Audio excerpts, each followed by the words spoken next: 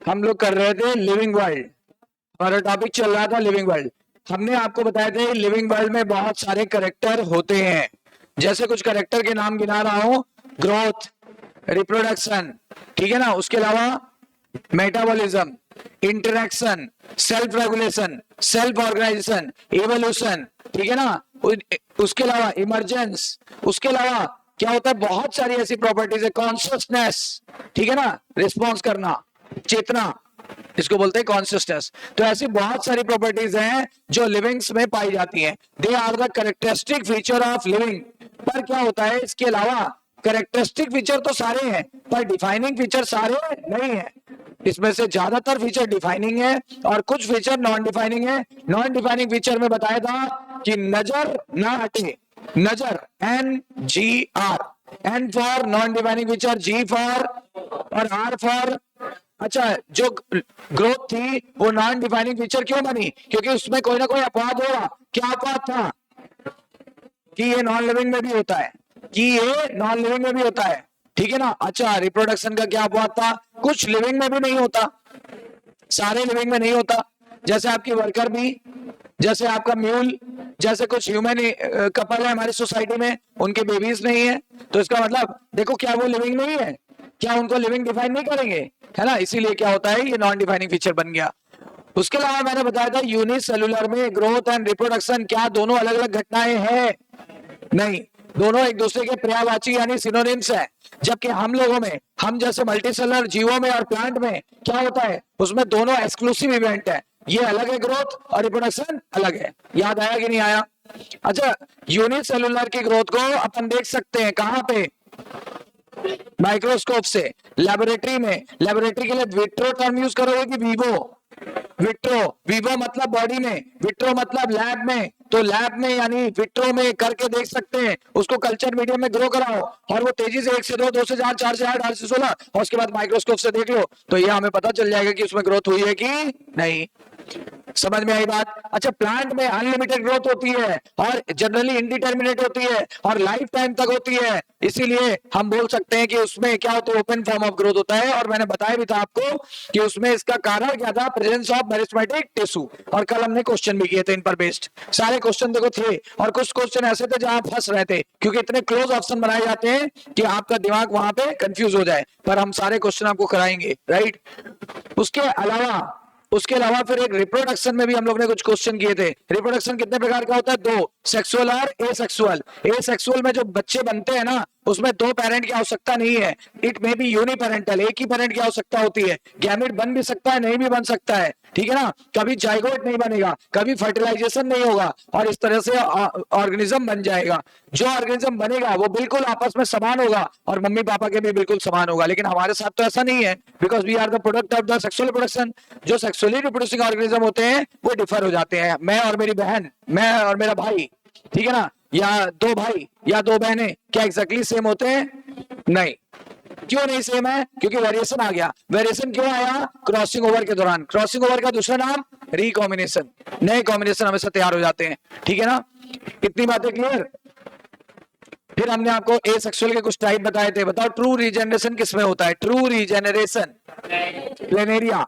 Planaria को चाकू की धार के नीचे अमर मानते हैं, क्योंकि जितने चाकू से उसके टुकड़े कर दीजिए उतने नए प्लेनेरियास तैयार हो जाएंगे। Is that clear? अच्छा, क्या हमारे लिवर में रीजनरेशन पावर होती है? क्या हमारी किडनी में रीजनरेशन पावर होती है?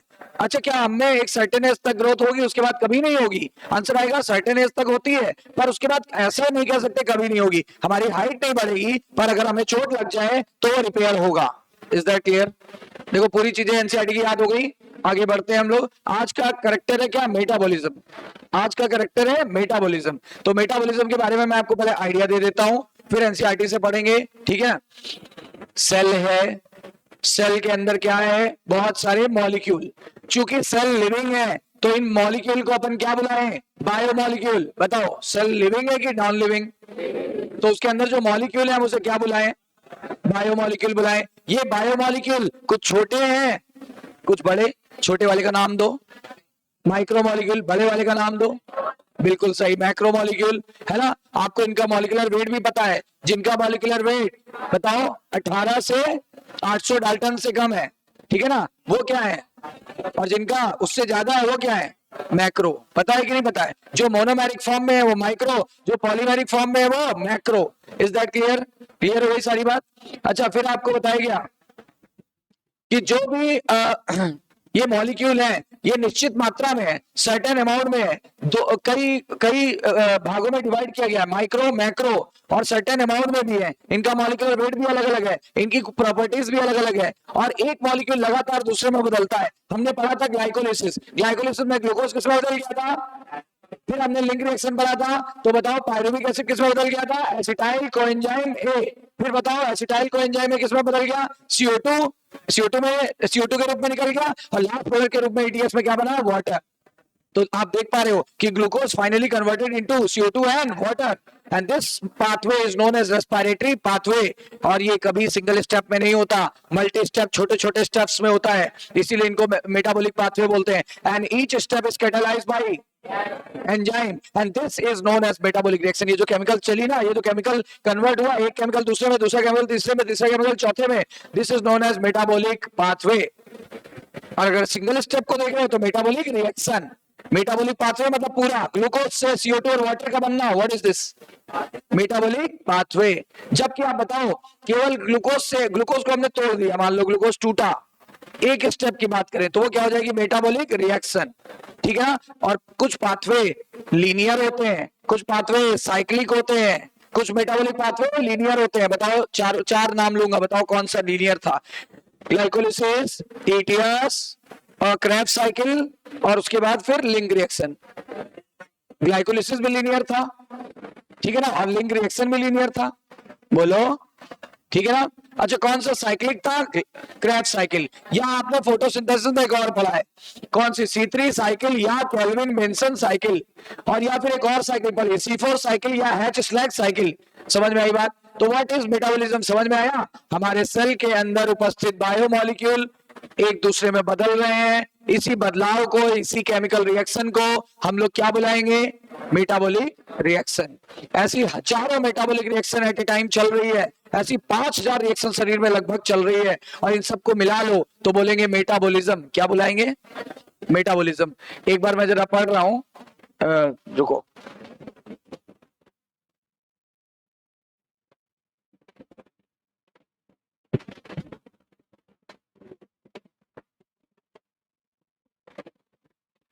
टॉपिक है मेटाबॉलिज्म, हिंदी में बोलते हैं उपापचय। उपापचय, ठीक है? अब जरा ध्यान से समझना। Sum of chemical reaction, sum of chemical reaction, शरीर में जितनी रासायनिक अभिक्रियाएं चल रही हैं इन सबको जोड़ लो। शरीर में जितनी रासायनिक अभिक्रियाएं चल रही हैं इन सबको आप जोड़ लो, तो जितने का सम कर लोगे ये हो जाएगा आपका मेटाबॉलिज्म। और सिंगल रिएक्शन को क्या बोलेंगे? Metabolic reaction. Single reaction is, और शरीर में ऐसी जितनी रिएक्शन है सबको जोड़ लो इकट्ठा, मेटाबॉलिज्म। तो देखो, sum of the chemical reaction occurring in body of the organism, यानी जीव, जीव के अंदर जो भी चल रहा है शरीर में रिएक्शन, उसको अपन क्या बुलाएंगे? मेटाबॉलिज्म। अपनी भाषा में पढ़ो, अपनी भाषा में। फिर आपको क्या बोला? ऑल लिविंग ऑर्गेनिज्म में होता है। ये किसमें होता है? ऑल लिविंग में। अरे हम जिंदा ही इसलिए हैं। हम जिंदा क्यों हैं? क्योंकि हमारे अंदर मेटाबॉलिज्म चल रहा है। जिस दिन ये मेटाबॉलिज्म रुक जाएगा तो हमारी मौत हो जाएगी, हम डेड हो जाएंगे। बताओ सही है कि नहीं है? हमारे अंदर क्या चलते रहना चाहिए? Metabolic reaction. जिस दिन ये रिएक्शन रुक जाएगी, डॉक्टर साहब आएंगे, नब्ज पकड़ेंगे, कुछ नहीं हो रहा अंदर, कोई रिएक्शन नहीं चल रही है, ठीक है ना? आंख खोलेंगे, प्यूपिल नहीं फैल रहा है, कोई रिएक्शन नहीं चल रही है, धड़कन देखेंगे स्टेथोस्कोप से, कोई धड़कन नहीं चल रही है, बता देंगे देखो इसका मेटाबॉलिज्म बंद हो गया है। वो समझ जाएंगे, बोलेंगे भैया ही इज नो मोर और सी इज नो मोर, यानी क्या? अब वो रहे नहीं। क्यों? क्योंकि उनके अंदर क्या हो गया? मेटाबॉलिज्म रिएक्शन रुक गया है। तो जिस दिन मेटाबॉलिक रिएक्शन रुक जाएगा तो we will declare dead. Okay? अच्छा, यूनि में होगा कि मल्टी में? अरे भाई अभी इतना समझाया है, यूनि में होगा कि मल्टी में? दोनों में। क्योंकि कौन जिंदा है? यूनिसेलुलर मरे हुए हैं और हम जिंदा हैं, कि दोनों ही जिंदा हैं? तो यूनि में भी होगा और मल्टी में भी होगा। अच्छा, नॉन लिविंग में ये बोर्ड है, बोर्ड में या ये पेन है, पेन नॉन लिविंग है कि लिविंग? तो बताओ क्या इनमें मेटाबॉलिक रिएक्शन चल रही है? इनमें मेटाबॉलिक रिएक्शन नहीं चल रही है, तभी तो ये नॉन लिविंग है। किसी भी नॉन लिविंग में मेटाबॉलिक रिएक्शन नहीं चल सकती। मतलब हम कह सकते हैं कि metabolism is the defining feature of living. Metabolism पहला डिफाइनिंग फीचर बना, ग्रोथ नहीं था, रिप्रोडक्शन तो कौन बना? मेटाबॉलिज्म। What is metabolism? अपनी भाषा में बोलो। All the chemical reaction occurs in our body is known as metabolism. There are thousands of metabolic reaction running in our body. हजारों रिएक्शन एक साथ चल रही है और बिना एंजाइम के नहीं चल सकती, और दो तरह की हो सकती है। अगर एक स्टेप में हुई तो मेटाबॉलिक रिएक्शन, बहुत सारे स्टेप में हो रही तो मेटाबॉलिक पाथवे। बोलो, पाथवे में भी लीनियर और साइक्लिक। जैसे क्रैफ साइकिल साइक्लिक है, जैसे आपका हैच स्लैग साइकिल साइक्लिक है, जैसे आपका वो ग्लाइकोलिसिस लीनियर है, जैसे लिंक रिएक्शन लीनियर था। बोलो सही है। नॉन लिविंग्स में कभी भी मेटाबॉलिज्म एग्जिबिट नहीं करता, मेटाबॉलिज्म होता ही नहीं इनके अंदर। इनके अंदर मेटाबॉलिज्म कभी नहीं होता। और मेटाबॉलिक रिएक्शन को आप क्या कर सकते हो पता है? जैसे हम बोले ग्लूकोज को पायरुविक एसिड में बदल रहे हैं, लेकिन शरीर में नहीं बदल रहे हैं। शरीर के बाहर एक टेस्ट ट्यूब लिया, लैब में चलते हैं, लैब में टेस्ट ट्यूब लेते हैं ना, लैब में गए, टेस्ट ट्यूब उठाया, उसमें ग्लूकोज डाला, उसमें एंजाइम डाले, कुछ समय बाद प्रोडक्ट बन गया। क्या प्रोडक्ट बना? Pyruvic acid. अब बताओ, जो रिएक्शन मेरे साइटोप्लाज्म में चल रही थी, मेरे कोशिका में कहां चल रही थी? साइटोप्लाज्म में, कोशिका द्रव्य में ग्लाइकोलिसिस चलती है। अब वही रिएक्शन कहां चल रही है? टेस्ट ट्यूब में चल रही है। टेस्ट ट्यूब में चल रही है ना, तो बताओ ये एक मेटाबॉलिक रिएक्शन है कि नहीं है? मतलब किसी भी मेटाबॉलिक रिएक्शन को सेल के बाहर करा के देख सकते हैं, डेमो करके देख सकते हैं। बताओ, क्या ये ग्लाइकोलिसिस नहीं है? क्या ग्लूकोज पायरुविक एसिड में नहीं बदला? तो ये ग्लाइकोलिसिस है। परंतु ध्यान से सुनना आपकी बात, क्या टेस्ट ट्यूब लिविंग कहलाने लगेगा? क्या नॉन लिविंग कहलाएगा? ना आप लिविंग कह पा रहे हो ना नॉन लिविंग, क्योंकि मेटाबॉलिज्म किसकी पहचान है? लिविंग की। अब टेस्ट ट्यूब को ना आप लिविंग कह पा रहे हो ना non living. Test tube is neither living nor living, ना तो लिविंग है और ना ही नॉन लिविंग है, क्योंकि आप नहीं कह सकते। आप इस बात से भी इनकार नहीं कर सकते कि यहाँ ग्लाइकोलिसिस चल रही है, और आप इस बात से भी इनकार नहीं कर सकते हो कि ये सेल के बाहर चल रही है। सेल के बाहर रिएक्शन को मेटाबॉलिज्म नहीं कहते। समझ में आई बात? जरा इस लाइन को पढ़ के देखो ध्यान से। मेटाबॉलिक रिएक्शन को डेमो करके देख सकते हैं। कहां पे? शरीर के बाहर। कहां पे? सेल फ्री सिस्टम, यानी लैब में। अरे सेल के बाहर, सेल फ्री, सेल से फ्री हो जाए, सेल से मुक्त कर दें, तो test tube cell free system है ना, वहां पे हम कर सकते हैं। देखो, किसी भी आइसोलेटेड मेटाबॉलिक रिएक्शन, यानी एक रिएक्शन को, किसी भी आइसोलेटेड मेटाबॉलिक रिएक्शंस को शरीर के बाहर किया जा सकता है। कहां करेंगे? लेकिन टेस्ट ट्यूब कैसा है? Neither living nor non living. ना तो उसको लिविंग कह पा रहे हो ना नॉन लिविंग। हम आपको बोले टेस्ट ट्यूब में ग्लाइकोलिसिस चल रही है, अब आप इसको क्या लिविंग मानने लगोगे? अगर आप इसको लिविंग मानोगे, वो पॉसिबल नहीं है। क्या टेस्ट ट्यूब चलने फिरने लगेगा? क्या सांस लेने लगेगा? नहीं। अच्छा, फिर बोलो, टेस्ट ट्यूब लिविंग है कि नॉन लिविंग? नॉन लिविंग है। टेस्ट ट्यूब नॉन लिविंग है, ना तो आप लिविंग कह पा रहे हो ना तो नॉन लिविंग, क्योंकि कंफ्यूजन हो गया। कहने का मतलब है टोटल है वो नॉन लिविंग ही, पर उस टाइम आप कंफ्यूज हो गए हो। टेस्ट ट्यूब है कैसा? Non living. पर आपके दिमाग में ये बात आने लगी कि क्यों अब हम इसको लिविंग क्यों नहीं कह सकते? लिविंग इसलिए नहीं कहोगे क्योंकि अगर केमिकल रिएक्शन सेल के बाहर हो गई तो वो लिविंग नहीं होगा। अच्छा, एक बात बताओ, सोचो, हमारी बॉडी में जो जो तत्व हैं, ध्यान से सुनना, हमारी बॉडी में जो जो तत्व हैं, यानी एलिमेंट है, जो जो मॉलिक्यूल है, हमने एक टेस्ट ट्यूब में भर दिया, और पानी भी है वो भी भर दिया, हिला दिया। अब क्या टेस्ट ट्यूब सेल में बदल जाएगी? क्या टेस्ट ट्यूब जीवित हो जाएगी? इसका मतलब क्या समझे? इसका मतलब क्या समझे कि बायोमोलिक्यूल के होने के बावजूद भी कोई भी सिस्टम क्या है? लिविंग नहीं बन सकता। कोई भी सिस्टम लिविंग नहीं बन सकता जब तक कि क्या अवेलेबल ना हो? सेल। जब तक कि सेल अवेलेबल ना हो। तो समझ में आई बात? तो टेस्ट ट्यूब को क्या बोलेंगे? ना लिविंग बोल पा रहे हो ना नॉन लिविंग, लेकिन सिंगल चॉइस हो तो क्या बोलेंगे? Non living. इसका मतलब metabolism is defining feature. Metabolism इसलिए लिविंग का डिफाइनिंग फीचर है। देखो, all living organism without any exception. लेकिन कह रहा है जो आपने रिएक्शन चलाई आइसोलेटेड मेटाबॉलिक रिएक्शन, ये विट्रो में चलाई, लैब में चलाई, नॉन लिविंग थिंग बोलते हैं, जो टेस्ट ट्यूब में चला रहे थे वो लिविंग नहीं था, लेकिन श्योरली ये जो रिएक्शन आप समझ रहे थे ना, ये लिविंग की रिएक्शन थी। आप बताओ, ग्लूकोज का पायरुविक एसिड में बदलना कौन सी रिएक्शन कहलाता है? ग्लाइकोलिसिस। अभी हमने कहां करा दी, तो क्या टेस्ट ट्यूब लिविंग बन गया? कह रहा है कि मानो कि वो टेस्ट ट्यूब अभी भी कैसा है, नॉन लिविंग, परंतु जो रिएक्शन चला रहे हो ना वो लिविंग रिएक्शन चल रही है, वो ऐसी ही रिएक्शन हमारे शरीर में चलती है। फिर से सुनना, इस पे बेस्ड एक क्वेश्चन जरा बताओ, इस पे बेस्ड एक क्वेश्चन बताओ, देखो अभी तुरंत समझ में आ जाएगा, इसीलिए तुरंत क्वेश्चन करा दे रहे हैं, ये आपको समझ में आएगा। ये देखो,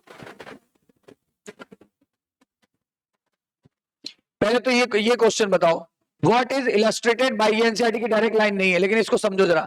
what is illustrated by statement, मतलब नीचे दिए गए स्टेट, ये जो इधर आगे स्टेटमेंट दिया है इसका क्या अर्थ है, इससे आप क्या समझ पा रहे हो? क्या nothing lives forever yet life continue, कहता कोई परमानेंट जीवित नहीं रहेगा, फिर लाइफ कैसे कंटिन्यू रहेगी? इनमें से कोई जीवित नहीं रहेगा, तो लाइफ को कंटिन्यू कौन करेगा? मेटाबॉलिज्म नहीं, एम्ब्रोजाइसिस नहीं, रिप्रोडक्शन। हम मरेंगे धरती से तय है, लेकिन हम अपनी नेक्स्ट जनरेशन छोड़ जाएंगे। बोलो, बताओ, तो क्या कह रहा है? आप पढ़ के देखो जरा, नथिंग लिव्स फॉरएवर, कोई भी जिंदा नहीं रहने आया है परमानेंट, तो फिर लाइफ कैसे कंटिन्यू रहेगी पृथ्वी पर? रिप्रोडक्शन कर जाएंगे ना। अरे हम मर जाएंगे, लाखों हजारों सालों से मनुष्य मर रहा है और नए पैदा हो रहे हैं, मर रहे हैं, पैदा हो रहे हैं, हम लोग भी मर जाएंगे और नए पैदा करके छोड़ जाएंगे पृथ्वी पे। तो हर जीव का इसी तरह से एग्जिस्टेंस बना रहता है। बताओ जीव की कंटिन्यूटी कैसे मेंटेन होती है? रिप्रोडक्शन द्वारा। देखा? चलो next, in which of following metabolic reaction takes place, निम्नलिखित में से किसमें मेटाबॉलिक रिएक्शन चलेगी? जरा देखो, तुरंत क्वेश्चन इसीलिए करा रहे हैं।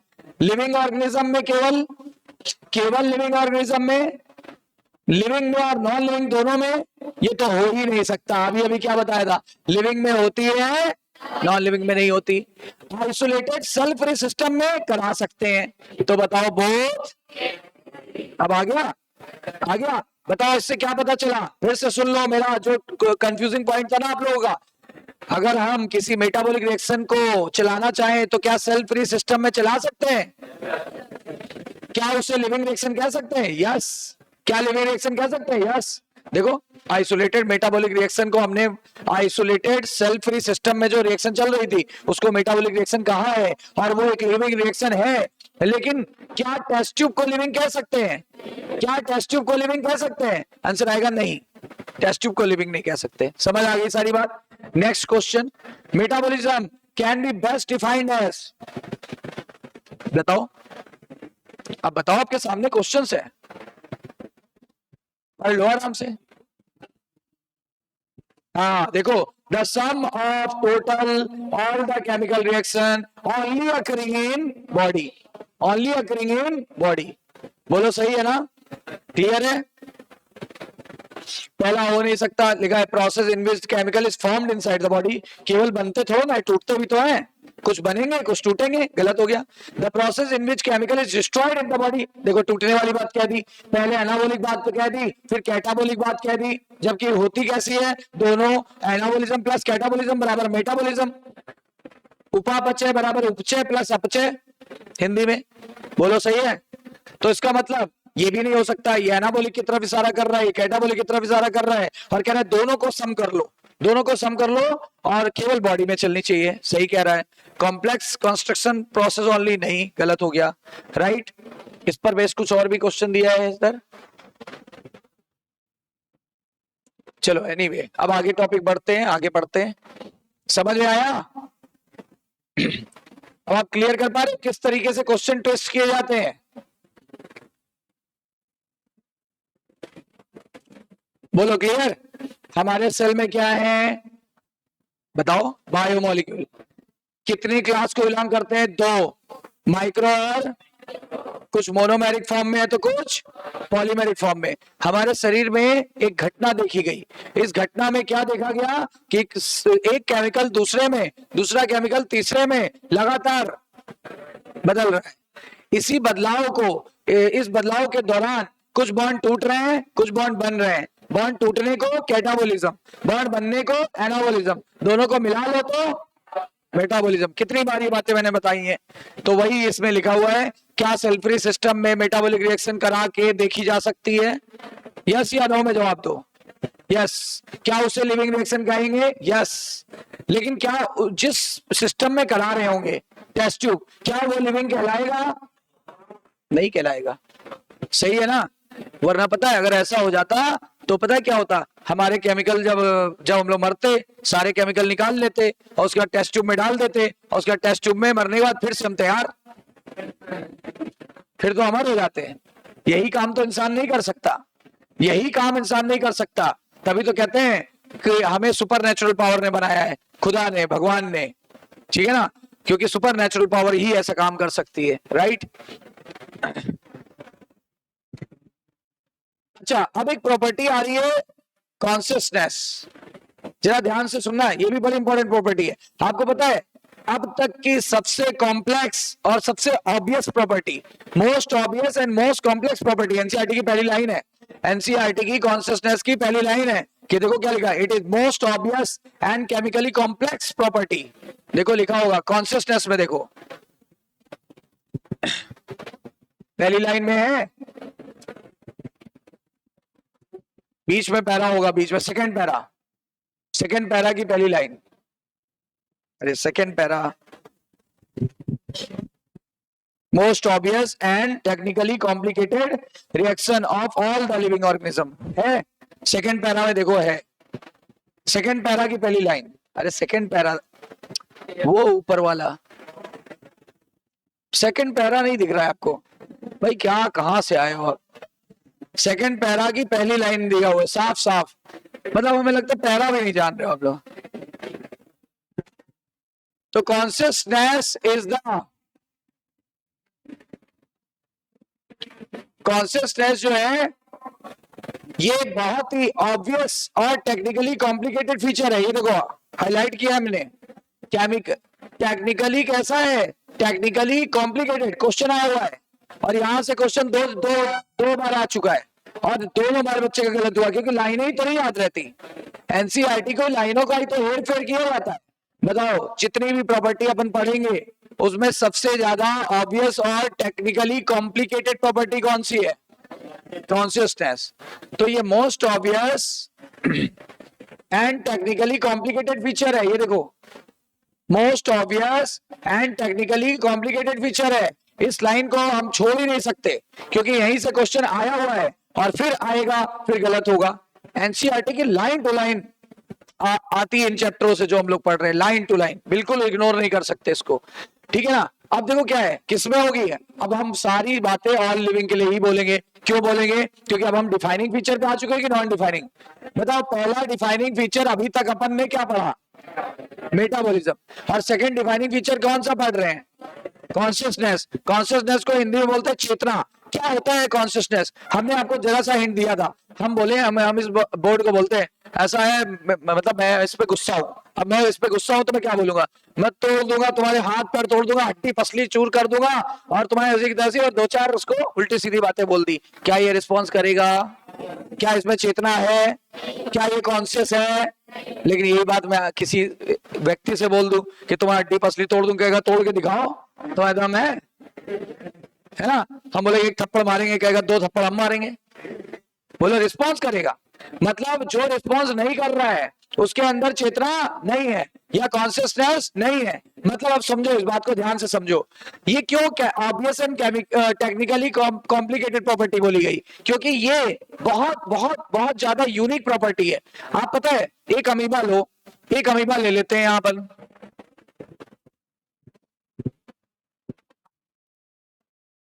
ये देखो एक अमीबा ले लिया। अब इस अमीबा का तो कोई शेप होता नहीं है और इसको पानी में डाल दिया है, अमीबा पानी में ही रहता है ना।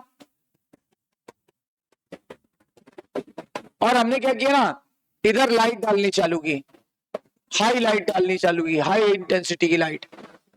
जब हाई इंटेंसिटी की लाइट डालोगे इट विल मूव इधर लो लाइट की तरफ जाएगा, क्योंकि इसको इससे पता चलता है कि इसको बहुत ज्यादा लाइट पसंद नहीं है, इसको बहुत ज्यादा लाइट पसंद नहीं है, इसलिए लो लाइट की तरफ चला गया। ठीक है, अब हमने क्या किया ना, अब हमने इधर लाइट हाई लाइट डालना चालू की और इधर लो लाइट कर दी, इधर लो लाइट कर दी हाई की जगह। अब बताओ ये किधर भागेगा? इसका मतलब कि इसके अंदर भी रिस्पॉन्स करने की क्षमता है। अमीबा जैसा जीव जिसके अंदर कुछ नहीं है, जस्ट एक टिपिकल सेल है, जस्ट एक यूकैरियोटिक सेल है, एक कोश की जीव है, ना इसमें ब्रेन है, ना नर्व है, ना तो कोई भी सिस्टम है, कुछ भी नहीं है, तो फिर ये भी रिस्पॉन्स कर सकता है। क्या पता चला? दुनिया के सभी जीव के अंदर क्या होती है? रिस्पॉन्स करने की क्षमता होती है। और ये जो मैंने दिया ना इसको, ये थी संवेदना, stimulus. When stimulus is given to any organism, when stimulus is given to the any organism, तो वो क्या करेगा? वो उसे रिसीव करेगा और रिसीव करने के बाद रिस्पॉन्स करेगा। जैसे अमीबा को, अब देखो एक एक्सपेरिमेंट और करते हैं। यहां पर पानी को गर्म करो, इस जगह पर, यहां पानी का टेम्परेचर आपने बढ़ाया, यहां हाई टेम्परेचर किया आपने, तो पता है इधर का टेम्परेचर लो है, थोड़ा लंबा कर ले तो उधर टेम्परेचर लो है, तो ये लो टेम्परेचर की तरफ भागेगा, ये लो टेम्परेचर की तरफ भागेगा। ठीक है ना? अब यहां पे क्या करो, और लो कर दो, माइनस में ले जाओ, तो ये क्या करेगा? मीडियम टेम्परेचर की तरफ भागेगा। मतलब इसको ना तो बहुत ठंडी पसंद है और ना बहुत गर्मी पसंद है। इसकी इसी क्षमता को कॉन्शियसनेस बोलते हैं। क्या पौधे कॉन्शियस नहीं है? पौधे भी कॉन्शियस हैं। बताओ, प्रदूषण हमने फैलाया, बेचारे नुकसान उनका हुआ, पत्तियां काली हो जाती हैं, फूल वगैरह सब बेकार हो जाते हैं। ठीक है ना? पौधे की जो वो फोटोसिंथेटिक कैपेसिटी है और रिप्रोडक्टिव कैपेसिटी है वो घट जाती है, पौधे बेचारे झुलस जाते हैं, मर जाते हैं। देखा होगा क्या हालत हो जाती है उनकी। सोचो, दुनिया में जो भी जीव है, जिसके जो भी लिविंग है, चाहे वो एक कोशिकी है, चाहे अनेक कोशिकाओं का बना है, उसके अंदर कॉन्शियसनेस है। और पता है कॉन्शियसनेस का मतलब, एक फाइनल बात बोल रहा हूं, ध्यान से सुनना, संवेदना को रिसीव करके रिस्पॉन्स करना। हमने इस बोर्ड को इतना उल्टा सीधा सुना दिया अभी, लेकिन इसने रिस्पॉन्स नहीं किया। और अगर हमने आपको इतना उल्टा सीधा सुना दिया, तुरंत कहोगे हम भूल जाएंगे कि आप मेरे टीचर हो, तुम्हारी ऐसी तैसी, आज से तुम पे आ जाओगे, है ना, तुम पे तू से आ जाओगे और दोगे दो चार चपेटे। सही है कि नहीं? तो कहने का मतलब वो रिस्पॉन्स करने लगोगे। सही है कि नहीं? तो क्या होता है, संवेदना को रिसीव करके क्या होगा? हम रिस्पॉन्स करते हैं। यही प्रॉपर्टी क्या कहलाती है? हिंदी में चेतना और इंग्लिश में कॉन्शियसनेस। बोलो सही है? कंफर्म है? क्लियर है? ठीक है ना? जैसे हमने बोला क्लियर है, तो आपने कहा यस सर। ये क्या था? कॉन्शियसनेस। मेरी संवेदना आप तक गई और आपने तुरंत रिस्पॉन्स किया, यही तो है कॉन्शियसनेस, यही तो कॉन्शियसनेस है। सोते हैं आजकल, मच्छर बहुत काटते हैं, है ना? बताओ गलत करेंगे? नहीं, ऑल आउट लगाओ, गुड नाइट लगाओ, पता नहीं क्या क्या लगाओ, फिर भी काटते हैं।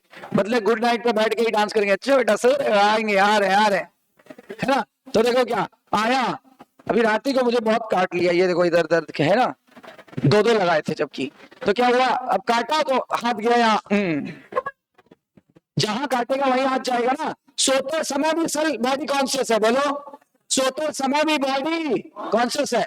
और मेरा जो घर है एकदम रोड पे है, रोड की तरफ है बिल्कुल, और मेरा पहला कमरा मेरा ही है, मतलब बालकनी वाला। मुझे बालकनी वाला थोड़ा लुक अच्छा लगता है। तो वहां पे क्या होता है, रात को एक कुत्ते, जैसे अभी तो नहीं, सर्दी में कुत्ते रोने लगते हैं सर्दी की वजह से, कि भाई मतलब मुंह से आवाजें निकालने लगते हैं रोने की, कि भाई कोई तो डालो, है ना, सर्दी बहुत है। तो क्या होता है, कभी कभी कॉन्शियस है तभी तो नींद खुल जाती है, कभी कभी नींद खुल जाती है। अच्छा, जो लोग जैसे ये ट्रेन जहां से गुजरती है, गीतानगर क्रॉसिंग, वहां पे रहते होंगे, उनको क्या, जैसे ही ट्रेन जाती है वो जग जाते हैं एकदम से, ट्रेन की आवाज सुनते हुए, रात को हॉर्न जरूर बजाते हो क्रॉसिंग से। रूल है, रूल कि क्रॉसिंग में कोई हो तो अलर्ट हो जाए, है ना, रूल है। क्योंकि रात को तो हाई स्पीड ट्रेन चलती है, रात को ट्रेनों की स्पीड बढ़ जाती है, क्योंकि दिन में ट्रैफिक ज्यादा होता है तो थोड़ी स्लो होती है, रात को बढ़ जाती है। तो कहने का तात्पर्य उन्हें हॉर्न बजाना पड़ता है। वो हॉर्न सुन करके कई लोग गहरी नींद से अचानक से जग जाते होंगे, तो दे आर कॉन्शियस है तभी तो। बताओ, तो ये सब कॉन्शियसनेस का एग्जाम्पल है। कंफर्म? अच्छा, कहीं लड़ाई झगड़ा हो, जो आप सो रहे हो और बाहर से बहुत आवाज आने लगे, एकदम से लोग चिल्लाने लगे, आपकी आंख एक खुल जाएगी और तुरंत आप उधर जाओगे, देखिए क्या हुआ। या आपके मोहल्ले में कहीं चोरी हो जाए, लोग चिल्लाएंगे चोर चोर चोर चोर, तो आप क्या सो जाओगे? सो रहोगे, तुरंत बाहर आओगे, कौन से सो भैया, देखिए कहाँ चोर है। सही है कि नहीं? देखो, यानी most obvious and technically complicated feature of all living being, ध्यान दीजिएगा, ability to sense their surrounding. हमारे पास ऐसी क्षमता है कि हम अपनी सराउंडिंग को पहचान लेते हैं। अरे मैंने बोला ना, आवाज आई तभी तो आप जगे। अच्छा, इसने काटा तभी तो हाथ गया उधर। अच्छा, अब काटेगा यहाँ, हाथ जाएगा यहाँ, ऐसा तो है नहीं। कॉन्शियस हो तो सही जगह जाएगा ना। अच्छा, मैं इधर पढ़ा रहा हूं, आवाज आई इधर से और किसी फीमेल ने बोला, अब मैं पागल थोड़ा ना उधर, बोलो बहन जी, सही है कि नहीं? कॉन्शियस हो तभी तो सही जगह पे आपका हेड टर्न होगा। सही है कि नहीं? देखो क्या लिखा हुआ है, हमारे सराउंडिंग में जो भी चीजें हैं हम उसे सेंस कर लेंगे और फिर रिस्पॉन्स करेंगे। अपने इन्वायरमेंट में जो संवेदनाएं है ना, वो हम रिसीव करेंगे और फिर हम रिस्पॉन्स करेंगे। अच्छा बताओ, अगर आपको बहुत ज्यादा सर्दी लगने लगे तो क्या करोगे? रिस्पॉन्स करोगे अपने आप? गर्ल्स के पास स्टोल होता है तो वो बोल लेंगी, नहीं है ना? बॉयज थोड़ा कहेंगे अरे यार सड़क थोड़ा पास बैठते हैं। सही है कि नहीं? तो ये क्या है? रिस्पॉन्स किया आपने। अच्छा, संवेदनाएं 3 प्रकार की हो सकती हैं। पता कौन कौन से 3 प्रकार की हो सकती हैं? पहला फिजिकल, जैसे टेम्परेचर, हमारा स्किन टेम्परेचर वो सेंस कर रहा है नहीं कर रहा है? सर्दी और गर्मी का एहसास कहां से होता है? त्वचा से। त्वचा में ही ठंडी लगती है, तभी तो हम अरे कपड़े कहाँ जो होता है, जब ठंडी आती है तो कपड़े ऐसे तो होता नहीं, ला ठूस ले, अंदर से लग रही है, अरे बाहर से लग रही है। बाहर से क्या होता है? बाहर से उसको क्या करते हैं? पहनते, जैकेट पहन लिया, मोटे मोटे कपड़े पहन लिए, ताकि हमारी बॉडी की हीट बाहर ना निकल जाए और हमारी बॉडी का टेम्परेचर मेंटेन हो जाए। यही होता है ना। और गर्मी में पतले कपड़े पहनते हैं, ठीक है ना, वो ऐसे कपड़े पहनते हैं जो स्वेट को एब्जॉर्ब कर ले। और सर्दी में क्या होते हैं? सर्दी में आपने देखा होगा डार्क कलर के कपड़े पहनते हैं। अरे फिजिक्स में भी पढ़ा होगा, गर्मी में लाइट और पसीना सोखने वाला, सर्दी में डार्क, और क्या होता है उससे क्या होगा? लाइट ज्यादा एब्जॉर्ब करेगा। सही है ना? तो थोड़ी हीट वीट एब्जॉर्ब होगी। क्या बोला गया? ये स्टिमुली कितने प्रकार की हो सकती है? 3। पहली फिजिकल, जैसे बताओ लाइट, वाटर, भीगने लगे, भीगेंगे तो भीगने से बचेंगे। कौन बताएगा क्या भीगती है? त्वचा की आत्मा, त्वचा की आत्मा, त्वचा के दिल, त्वचा के दिमाग भीग जाता है, त्वचा भीगती है ना, तो वही है, यहीं पे सेंसर है, सेंसर यहीं पे है। तो फिजिकल हो गई। अच्छा, केमिकल क्या हो गई? केमिकल हो गई जैसे मान लो खुशबू, खुशबू केमिकल है। किसी चीज का आपने परफ्यूम लगाया तो ये क्या है? आपके नोज में जाएगा, और नोज में जाएगा तो क्या होगा? आप पहचान नहीं जाओगे, सर आज बहुत गुलाब वाला लगा के आए हो, सर आज चंदन स्पेशल है, सर आज चंपा है, कल चमेली स्पेशल है ना? फिर देखो, अच्छा बायोलॉजिकल क्या होगा? वाला एग्जांपल, मच्छर ने काटा, आपका हाथ गया, बायोलॉजिकल था कि नहीं था? बायोलॉजिकल था कि नहीं था? स्टिमुलस कितने भी प्रकार का हो सकता है, 3 प्रकार का हो सकता है, फिजिकल, केमिकल और बायोलॉजिकल। और ये जब भी हम रिसीव करेंगे, ये स्टिमुलस हमारे वातावरण में है, और जब भी हम रिसीव करेंगे तो हम सेंस करेंगे या रिस्पॉन्स करेंगे, ठीक है ना? सेंस करके रिस्पॉन्स करेंगे। लिखा है वी सेंस आवर इन्वायरमेंट, हम अपने इन्वायरमेंट को भाप लेंगे। कैसे भाप लेंगे? क्योंकि हमारे पास क्या है? Sense organ. बताओ अभी तक हम किस सेंस ऑर्गन की बात कर रहे थे? स्किन। खुशबू में कौन से सेंस ऑर्गन?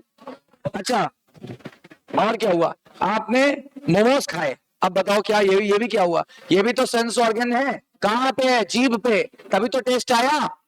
बोलो भाई, ठीक है ना? तो भी तो टेस्ट आया। अच्छा बताओ, ये आंखें भी तो सेंस कर रहे हैं, किसको? लाइट को? नहीं, आंखें लाइट को नहीं। अच्छा, कान किसको सेंस कर रहे हैं? साउंड को, साउंड वेव्स को। बोलो सही है कि नहीं? तो कह रहा हमारी बॉडी में सेंस ऑर्गन लगे होते हैं।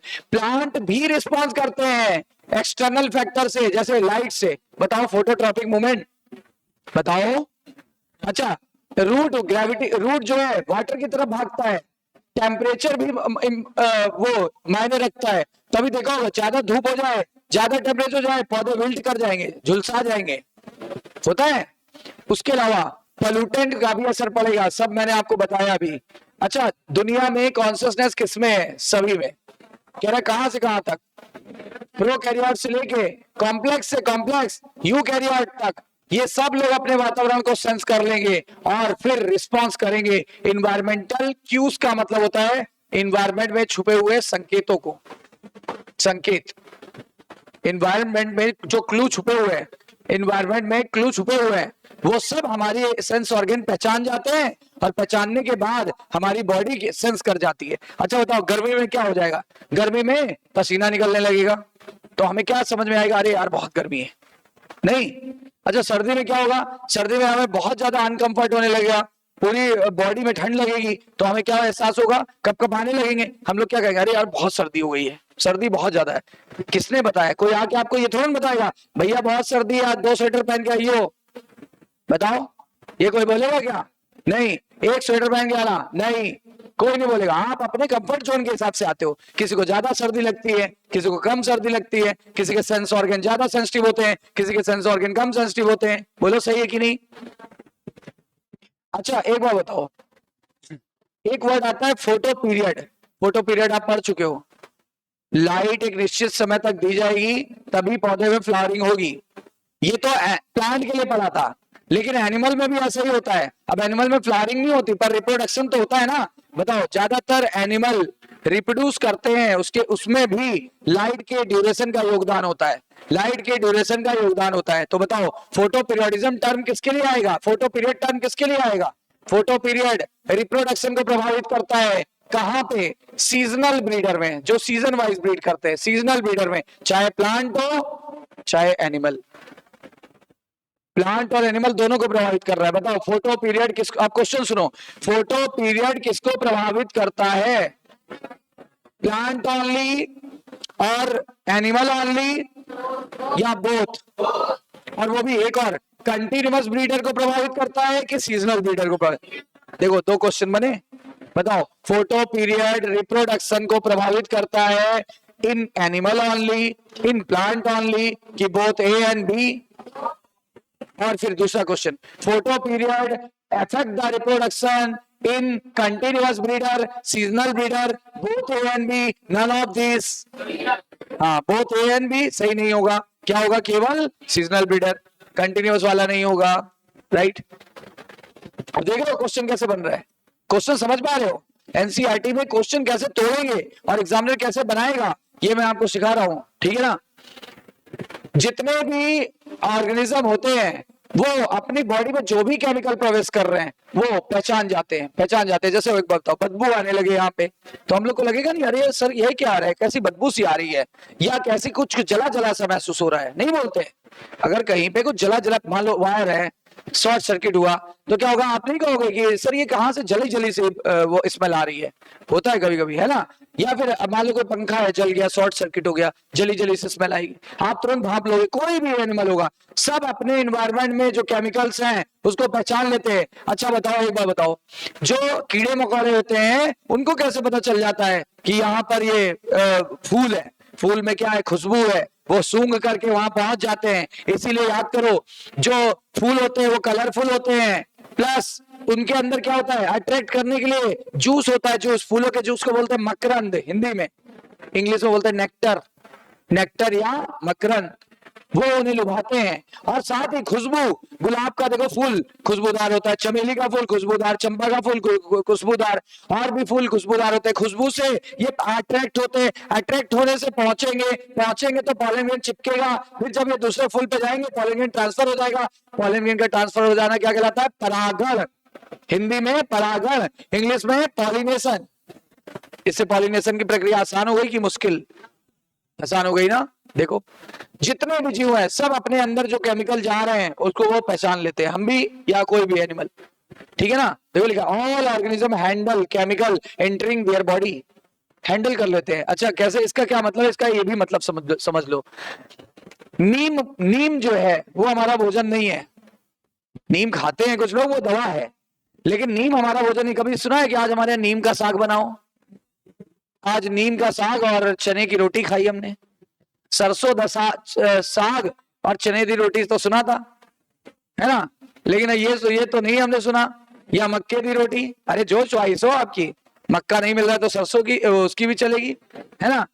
अच्छा लेकिन कभी ये नहीं सुना आज हमारे घर सर नीम का साग बना है, कभी नहीं। क्यों? क्योंकि हमारी बॉडी केमिकल पहचानती है कि वो केमिकल हमें पसंद नहीं है, नहीं पसंद है, क्यों खाएंगे बताओ, है ना। कुछ लोगों को करेला नहीं पसंद है, अब करेला नहीं पसंद है तो क्या होगा, वो केमिकल भी आप हैंडल कर रहे हो, बोलो भाई।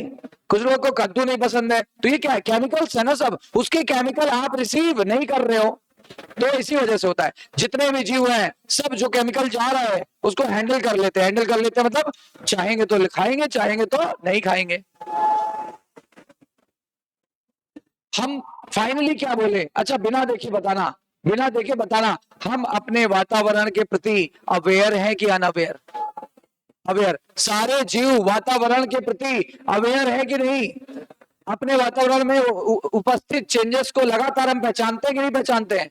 बताओ। अब क्या होगा, अब सुबह सुबह उठो ना और मैं जॉगिंग करने जाता हूं तो क्या होता है ना, मैं देखता हूं कि जॉगिंग करने जा रहा हूं तो देखता हूं कि ठंड ठंड सी लगती है सुबह सुबह, अर्ली मॉर्निंग में ठंड लगती है, अर्ली मॉर्निंग में, या लेट नाइट को कभी जाओ छत पे टहलने तो ठंड ठंड सी लगती है, अच्छा लगता है, मतलब पिंक वेदर आ गया है ना। तो कहने का तात्पर्य कोई मुझे बताने नहीं आया कि ऐसा है, अब पिंक वेदर आ गया है, अब ज्यादा बढ़िया टहला करो, है ना। या जब सर्दी आ जाएगी कोई मुझे ये नहीं बताएगा कि हाँ अब टी शर्ट में टहलो कि अब जॉगिंग सूट पहन के टहलो, है ना, क्योंकि उस समय क्या सर्दी होगी तो जॉगिंग सूट, मोटा वाला जॉगिंग सूट पहनेंगे, है ना। तो कहने का तात्पर्य ये है कि अपने आप आपको पता चलेगा कि इन्वायरमेंट में क्या क्या है, और आप इन्वायरमेंट के लिए, हम सब इन्वायरमेंट के लिए क्या है, अवेयर क्या अनअवेयर। देखो क्या लिखा है, आगे वही बात, all organism therefore aware their surrounding. Human being की बात करें, हम लोग स्पेशल चीज है क्योंकि हम खुद के लिए अवेयर हैं। कोई और जीव बताओ, शेर कभी अपने लिए कपड़े नहीं पहनता, बनाया, आविष्कार नहीं किया, क्योंकि वो अवेयर नहीं है। दुनिया में एकमात्र ऐसा जीव है जो खुद के लिए अवेयर है। हम खुद के लिए अवेयर थे तभी तो हमने क्या किया, तभी तो हम लोग ने क्या किया, बोलो, अपनी केयर करनी चालू की। हमें हमें लगा कि नहीं सोसाइटी में ये अच्छा नहीं लगता, हमें अपने हम लोग के अंदर शर्म है तो हम लोग अपने आप को कपड़े से ढक के रखते हैं, है ना। कभी शेर और शेरनी को देखो, ऐसा तो है नहीं, और वो तो ऐसे नहीं करती होगी शेरनी, हो आज आप पहनना भूल गए, है ना, क्योंकि उनके उनके पास सेल्फ कॉन्शियसनेस है ही नहीं, उनके पास सेल्फ कॉन्शियसनेस नहीं है ना, हमारे पास है। और फिर हमारे पास सेल्फ कॉन्शियसनेस है तभी तो हम लोगों ने क्या किया, तभी तो हम लोग ने क्या किया, पहले हम लोग भी, इंसान भी जानवर की तरह ही थे। क्या हम लोग जानवर नहीं है? एनिमलिया को बिलोंग करते हैं, हम लोग भी तो जानवर ही हैं, पर हम इतने एडवांस जानवर हैं कि दुनिया में हमारे बराबर कोई नहीं है। We are the most superior species of the world. पूरे पूरे लिविंग वर्ल्ड की सबसे सुपीरियर स्पीसीज हम है, सबसे सुपीरियर स्पीसीज हम है पूरे वर्ल्ड में। क्यों? इसका एक क्रेडिट गया, बस एक क्रेडिट गया, किसको? सेल्फ कॉन्शियसनेस को। अगर हम सेल्फ कॉन्शियस नहीं होते, बाल नहीं कटवाते, हमारे बाल भी बड़े होते। अगर सेल्फ कॉन्शियस नहीं होते तो हम क्या करते, अपने आप को मेंटेन नहीं करते, अपने लिए फैन का, अपने लिए एसी का, अपने लिए कूलर का आविष्कार नहीं करते। हम सेल्फ कॉन्शियस नहीं होते तो हम कार, एरोप्लेन और ये सैटेलाइट दूसरे ग्रहों तक नहीं पहुंच जाते। हम सेल्फ कॉन्शियस नहीं होते तो कम्युनिकेशन के लिए मोबाइल सर्च नहीं करते। बोलो सही कह रहा हूं कि नहीं? जितना भी किया हमने अपने सेल्फ कॉन्शियसनेस के लिए ही किया। बोलो, बताओ, कभी शेर का कोई एग्जाम नहीं होता, बताओ, लेकिन वो शेर है ना। समझे मेरी बात? इसका मतलब हमारे पास क्या है, हम खुद के लिए अवेयरनेस है, बाकी सब वातावरण के लिए अवेयर। एनसीईआरटी की बात को समझो, बाकी सब वातावरण के लिए अवेयर है और हम वातावरण के साथ साथ अपने लिए भी अवेयर है। अच्छा, अपने लिए अवेयर का मैं एग्जांपल बताता हूँ। कहीं भी जरा भी दर्द हुआ, जैसे एनिमल को दर्द होता होगा, नहीं होता होगा क्या? चोट नहीं लगती क्या? कहाँ डॉक्टर है? डॉक्टर साहब मेरा जरा इलाज कर दो। शेर कहे आज बहुत शिकार कर लिया, डॉक्टर साहब जरा इलाज कर दीजिए, पेट में मरोड़ हो रही है, कल बहुत खा लिया था, डॉक्टर साहब 2 गोली दे दो नॉर्फ्लॉक्स चीजेट, है ना। नहीं होता ना, क्योंकि वो खुद के लिए अवेयर नहीं है, वो खुद के लिए अवेयर नहीं है। उनको दर्द होगा, वो टॉलरेट करेंगे, अपने आप सही होगा तो होगा, नहीं तो नहीं होगा। हड्डी टूट गई, कौन जोड़ने वाला है, कौन प्लास्टर चढ़ाएगा? ऐसे चलेंगे? कुत्ता उत्ता देखा होगा, ऐसे चलते रहते, है ना, है ना, पुष्पा बन जाएंगे। तो कुल मिला करके, क्योंकि वो सराउंडिंग के लिए अवेयर है, खुद के लिए अवेयर नहीं है।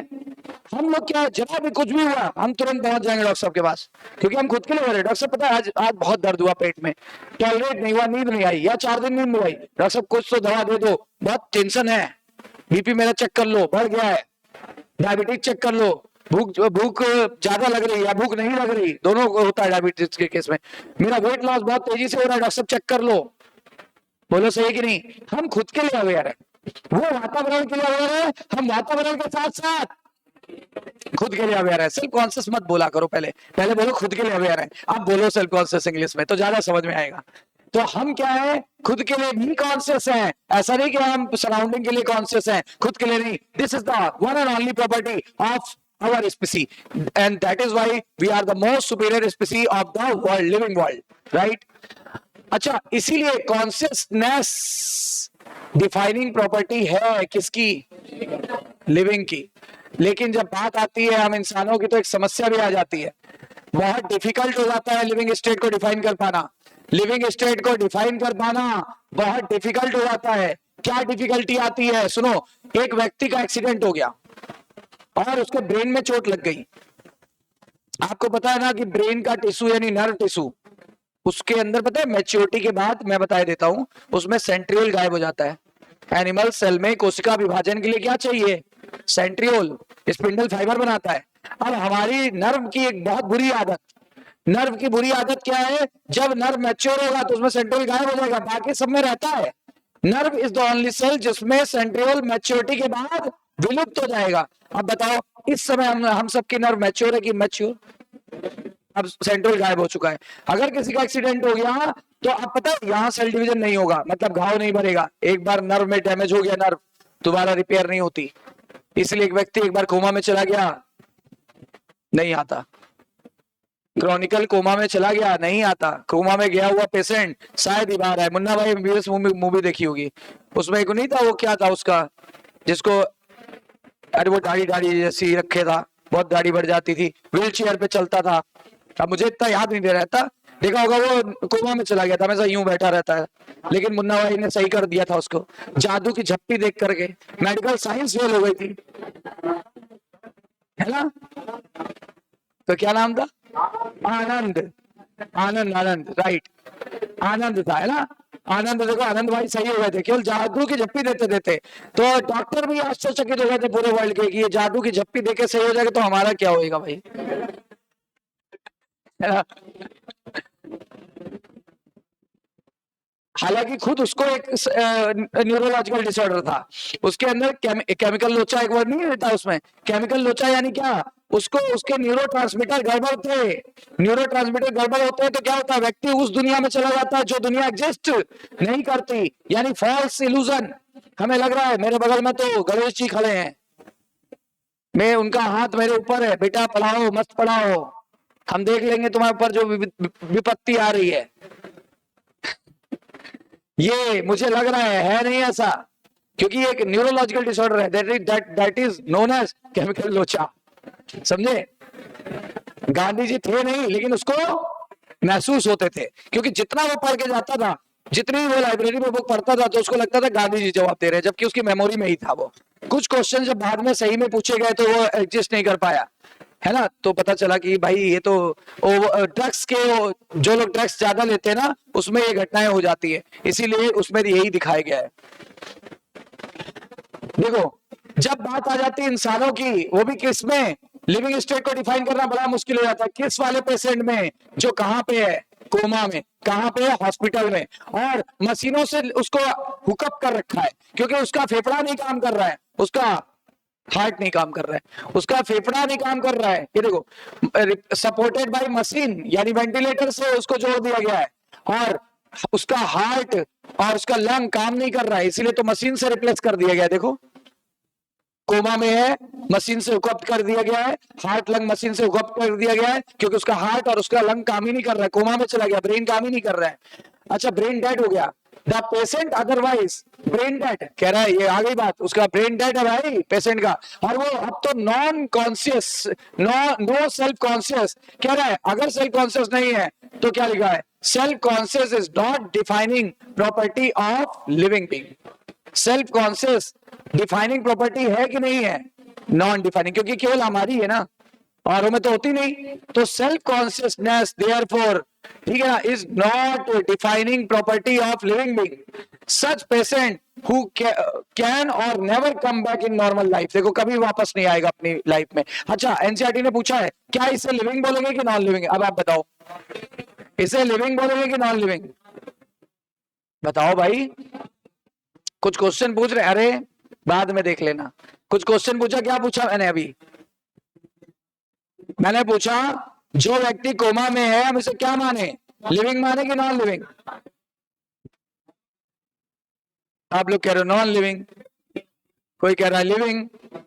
अब मैं आपको बताता हूं, इसके अंदर मेटाबॉलिज्म तो चल रहा है, इसके अंदर मेटाबॉलिज्म तो चल रहा है, पर इसके अंदर सेल्फ कॉन्शियसनेस नहीं है। लेकिन मेटाबॉलिज्म डिफाइनिंग फीचर है, सेल्फ कॉन्शियसनेस तो डिफाइनिंग फीचर नहीं है, तो हम इसे कंसीडर करेंगे लिविंग्स। हालांकि मेडिकली ये नॉन लिविंग है, मेडिकली नॉन लिविंग है, पर बायोलॉजिकली आपसे क्वेश्चन पूछा जाएगा, आप बायोलॉजी पढ़ के उत्तर दोगे, तो बायोलॉजिकली इसके आपको कोई पूछे कि एक्चुअली में ये क्या है, देखो एक तो पहले ही कह दिया कि सेल्फ कॉन्शियस डिफाइनिंग प्रॉपर्टी नहीं है, तो अगर डिफाइनिंग प्रॉपर्टी नहीं है तो इसे लिविंग माना जाए कि ना माना जाए? माना जाए। कोई बोले तब भी नहीं माने ना कोई, तो आप सीधा बोल देना कि इसके अंदर मेटाबॉलिज्म तो चल ही रहा है ना, इसके अंदर मेटाबॉलिज्म चल ही रहा है, भले हम वो मशीन से चला रहे हैं लेकिन चल तो रहा है। ये बताओ क्या इसमें यूरिन नहीं बन रहा होगा? क्या ऐसा पेशेंट जो कोमा में चला गया यूरिन नहीं, यूरिन की नली लगा देते हैं, पाउच लगा देते हैं, यूरिन अपने आप डिस्चार्ज हो जाता है, जब उसको यूरिनरी ब्लैडर भर जाएगा अपने आप डिस्चार्ज। क्या वो सांस नहीं ले रहा है? ले रहा है ना। क्या उसके अंदर भोजन ग्लूकोज नहीं चलाया जा रहा है? चलाया जा रहा है। क्या उसे कुछ लिक्विड डाइट नहीं पिलाते होंगे बाहर से? पिलाते हैं, मुंह में नली लगा देते हैं, वहीं से जूस वूस डाल दिया जाता है, देखा होगा आपने अगर कोई कोमा पेशेंट है तो सोचो जरा, ऐसा व्यक्ति जो कोमा में है उसे लिविंग मेंटेन किया जा रहा है, लिविंग कंडीशन को, माना कि वो मेडिकली जो है ब्रेन डेड है, उसको मेडिकली देखा जाएगा तो नॉन लिविंग बोलेंगे, पर अगर बायोलॉजिकली बोलेंगे तो लिविंग है, क्योंकि इसमें मेटाबॉलिज्म हो रहा है लेकिन सेल्फ कॉन्शियस नहीं है। और पहले भी क्लियर कर दिया, सेल्फ कॉन्शियस कोई डिफाइनिंग प्रॉपर्टी नहीं है, so we will consider this patient as living की नॉन लिविंग? लिविंग। समझ में आई बात? इस पे शायद क्वेश्चन हो, देखते हैं, पहले ये कर लें। ये देखो कितने अच्छे अच्छे क्वेश्चंस इसमें बनते हैं। अच्छा, अब क्या लिविंग के लिए एक और चीज होनी चाहिए, लिविंग के लिए क्या चीज होनी चाहिए? सेल तो होना ही चाहिए, बिना सेल के कोई भी व्यक्ति लिविंग नहीं कहलाएगा, बिना सेल के कोई भी व्यक्ति लिविंग नहीं कहलाएगा। बताओ क्या क्या होना चाहिए? पहला क्या? पहला था ग्रोथ, दूसरा था रिप्रोडक्शन, तीसरा क्या? मेटाबॉलिज्म, जो कि पहली डिफाइनिंग प्रॉपर्टी थी। फिर कॉन्शियसनेस, कॉन्शियसनेस भी डिफाइनिंग प्रॉपर्टी थी, पर self consciousness non defining property थी। समझ आई बात? फिर उसके बाद बताओ अब कहां पहुंच गए? सेल। कह रहा है लिविंग्स में सेल का होना बहुत जरूरी है, लिविंग्स में सेल का होना बहुत जरूरी है। देखो क्या, जितने लिविंग है सब में सभी कैसे बने हैं? अंडरलाइंग इंटरेक्शन से। अब क्या ये प्रॉपर्टी जरा सुनना, अंडरलाइंग इंटरेक्शन का क्या मतलब है? इधर देखो, इसको जानते हो? इसको जानते हो क्या है? ये सोडियम। आपको पता है सोडियम को अगर हम हवा में छोड़ दें तो सोडियम क्या हो जाएगा? हवा से रिएक्शन कर लेता है और रिएक्शन करके विस्फोट कर देता है और आग लग जाती है उसमें, काफी ज्यादा इन्फ्लेमेबल है कि नहीं है? इसीलिए उसको कैरोसिन ऑयल में रखते ताकि हवा के संपर्क में ना आए और एक्सप्लोजन ना हो जाए। बताओ बहुत खतरनाक है ना? बोलो। कहते हैं इसको लैबोरेटरी में ऐसे ओपन नहीं निकालते हैं क्योंकि वरना ये विस्फोट कर देगा। देखा भी होगा आपने और सुना भी होगा, है ना? कहने का मतलब सोडियम आयन जो है ना वो बहुत ही ज्यादा एक्सप्लोसिव है। अच्छा, ये देखो क्लोरीन, ये जहरीली गैस है, क्लोरोफॉर्म बनाते हैं इससे, अपन बेहोश हो जाते हैं। बताओ, क्लोरोफॉर्म, क्लोरीन जहरीली गैस है, सोडियम क्या है? विस्फोटक है। सुनना, कुदरत का करिश्मा देखिए, इंटरेक्शन देखिए आप, इंटरेक्शन कितनी बड़ी चीज है, आप देखिए इसको।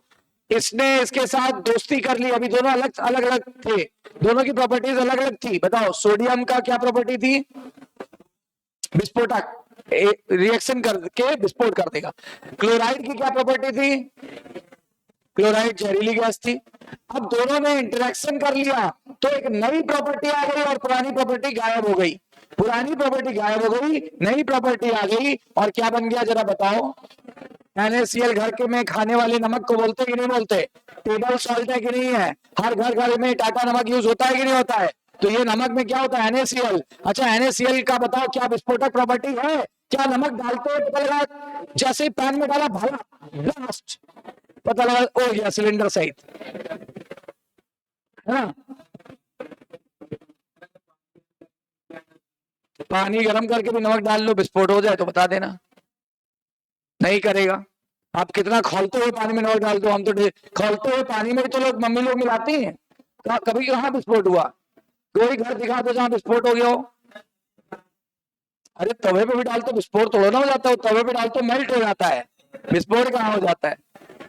ये देखो, तो NaCl में नई प्रॉपर्टी आ गई। NaCl में नई प्रॉपर्टी क्या आ गई? नमकीन। इसने हमारी जीवन में नमक, वो नमकीनपन ले आया। इतना बिना नमक के स्वाद नहीं आता। अब देख लो, ये पुरानी प्रॉपर्टी गायब हो गई, इंटरेक्शन से पुरानी प्रॉपर्टी गायब होकर एक नई प्रॉपर्टी जन्म लेती है। और ये क्यों आई? मैं क्या कह सकता हूं, क्या नमक की प्रॉपर्टी क्या सोडियम में थी? मेरी बात का जवाब देते जाओ। क्या नमक की प्रॉपर्टी सोडियम में थी? क्या नमक की प्रॉपर्टी क्लोराइड में थी? तो नमक की प्रॉपर्टी ना सोडियम में थी ना क्लोराइड थी, बल्कि इनके आपस में इंटरेक्शन की वजह से जन्म हुई या सामने आई। बोलो सही है? एक और एग्जांपल सुनो। हाइड्रोजन ज्वलनशील है, इनफ्लेमेबल है, हाइड्रोजन बम बनाए जाते हैं, बोलो ठीक है ना? ऑक्सीजन जलने में सहायक गैस है, ऑक्सीजन जलने में सहायक गैस है। दोनों की प्रॉपर्टी अलग अलग है कि सेम है? आप कुदरत का करिश्मा देखिए, यहां पे क्या बन गया? वाटर। माना कि इसके दो एटम यूज होंगे, ठीक है ना? वाटर बन जाएगा। अच्छा, जब वाटर बना तो ना तो ये ज्वलनशील है और ना ही क्या होगा, जलने में सहायक है, बोलो, बल्कि ये तो बुझाने में काम आएगा। बिल्कुल नई प्रॉपर्टी जन्म ले लेती है। जब भी कोई चीज इंटरेक्ट करती है, नई प्रॉपर्टी सामने आती है, और ये हमारी सबसे बड़ी लक्षण है। अगर ऐसा ना होता तो हम सिंपल से कॉम्प्लेक्स नहीं बन पाते। सुनो, बायोमॉलिक्यूल ने इंटरेक्ट किया तो सेल ऑर्गेनेली बना होगा, सेल ऑर्गेनेली ने इंटरेक्ट किया कंप्लीट सेल बन गई होगी, सेल ने इंटरेक्ट किया टिश्यू की प्रॉपर्टी आ गई, टिश्यू ने इंटरेक्ट किया, हाँ टिश्यू ने इंटरेक्ट किया ऑर्गन की प्रॉपर्टी आ गई, ऑर्गन ने इंटरेक्ट किया, मतलब क्या कहते हो, यहां से चले थे, देखना ध्यान से देखना, छोटे लेवल से चले थे, छोटे लेवल से, या किस लेवल से चले थे? बायोमॉलिक्यूल, ये सेल ऑर्गेनेली, और बड़े लेवल पे पहुंच गया, और सेल, फिर टिश्यू, फिर ऑर्गन, और फिर ऑर्गन सिस्टम। मतलब जब भी कभी हम इस तरीके से इंटरेक्शन करते हुए देखेंगे तो हम पाएंगे कि हम सिंपल से कहां पहुंच गए, और एक हायरार्की तैयार हो गई। हायरार्की का मतलब होता है घटते कम से ज्यादा की तरफ जाना, या ज्यादा से, दोनों को हायरार्की बोलेंगे। मैं पूछूं इधर ये हायरार्की है कि ये हायरार्की है, आप क्या बताओगे? दोनों, वो कोई चीज घटे या कोई चीज बढ़े, कोई चीज क्रम वाइज घटे या क्रम वाइज बढ़े, दोनों को हायरार्की बोलते हैं। Is that clear? इसी तरीके से देखो, जितने लिविंग ऑर्गेनिज्म है, सब कैसे बने, सबके अंदर एक फिनोमिना है। क्या फिनोमिना है? इंटरेक्शन। अंडरलाइंग इंटरेक्शन का मतलब एक छुपा हुआ इंटरेक्शन है, एक छुपा हुआ इंटरेक्शन है, और वो आपको दिखेगा नहीं, दिख नहीं रहा है। देखो जैसे हम बोले हाइड्रोजन में, वो वाटर की प्रॉपर्टी हाइड्रोजन में थी नहीं, क्या वाटर की प्रॉपर्टी ऑक्सीजन में थी नहीं, तो कहां से आ गई? इनके आपस में इंटरेक्शन से आ गई। बोलो क्लियर है? इसी तरीके से बताना, मैं एनसीईआरटी पढ़ने से पहले आपसे पूछ लेता हूं। हमने मान लिया ये सेल है, हमने मान लिया ये टिश्यू है, तो टिश्यू की प्रॉपर्टी किसमें नहीं थी? सेल में नहीं थी, पर कहां से आ गई? सेल के आपस में इंटरेक्शन करने से आ गई। देखो क्या लिखा हुआ है, the property of tissue are not present in their cell, constituent cell के अंदर नहीं थी, वो अराइज हुई कैसे? Result of interaction among the constituent cell. मतलब जो सेल आपस में जो सेल, जिस सेल से टिश्यू बना था, वो आपस में इंटरेक्ट हुए और टिश्यू की प्रॉपर्टी आ गई। बोलो क्लियर है? फिर देखो कितनी अच्छी बात कह रहा है, प्रॉपर्टी ऑफ सेलुलर ऑर्गेनेली, ठीक है ना। माना यहां सेल ऑर्गेनेली लिख दे और यहां लिख दे मॉलिक्यूल। तो सेल ऑर्गेनेली की प्रॉपर्टी मॉलिक्यूल में नहीं थी, सेल ऑर्गेनेली की प्रॉपर्टी मॉलिक्यूल में नहीं थी, तो सेल ऑर्गेनेली की प्रॉपर्टी कैसे आ गई? मॉलिक्यूल के आपस में इंटरेक्ट करने से आ गई। बोलो सही है, मॉलिक्यूल के आपस में इंटरेक्ट करने से आ गई। देखो लिखा है cellular property of cellular organelle not present in the molecular constituents of the organelle but arise as a result of interaction among the molecular component. कह रहा है मॉलिक्यूल आपस में जब इंटरेक्शन किए ना तब ये प्रॉपर्टी जनरेट हो गई। एक बात बताओ ऑर्गन वाले के लिए, ऑर्गन का टिश्यू से जरा बताओ, ऑर्गन की प्रॉपर्टी टिश्यू के कारण या टिश्यू में नहीं थी तो कहां से आ गई? टिश्यू के आपस में इंटरेक्ट करने की। अच्छा चलो इस टॉपिक को छोड़ के हटते हैं जरा, एक दूसरा क्वेश्चन। हमने आपको 50 ईंटें दे दी, 100 ईंटें दे दी, जितनी बोलो कौन सी दे ही दे रहे हैं? माना है ना, माना हमने आपको 100 ईंटें दे दी, हमने कहा अब दीवार बना दो, तो ईंटों को ऐसे रख दोगे? अगर आप ईंटों को एक के ऊपर एक के ऊपर रखते जाओ क्या दीवार बन गई? नहीं बनेगी। दीवार बनाने के लिए क्या चाहिए? सेल को आपस में ब्रिक को आपस में इंटरेक्ट कराना पड़ेगा, और इंटरेक्शन के लिए क्या लगाओगे? सीमेंट, मोरम, बोलो, तब वो आपस में चिपक जाएगी और इंटरेक्शन हो जाएगा तो प्रॉपर्टी आ गई। बताओ, तो दीवार की प्रॉपर्टी ईंटों में नहीं थी तो कहां से आ गई? हाँ, तो वो इंटरेक्शन की वजह से आ गई। जब ईंटें आपस में इंटरेक्ट हुए ना तो दीवार की प्रॉपर्टी आई। बोलो, समझ में आई बात? क्लियर?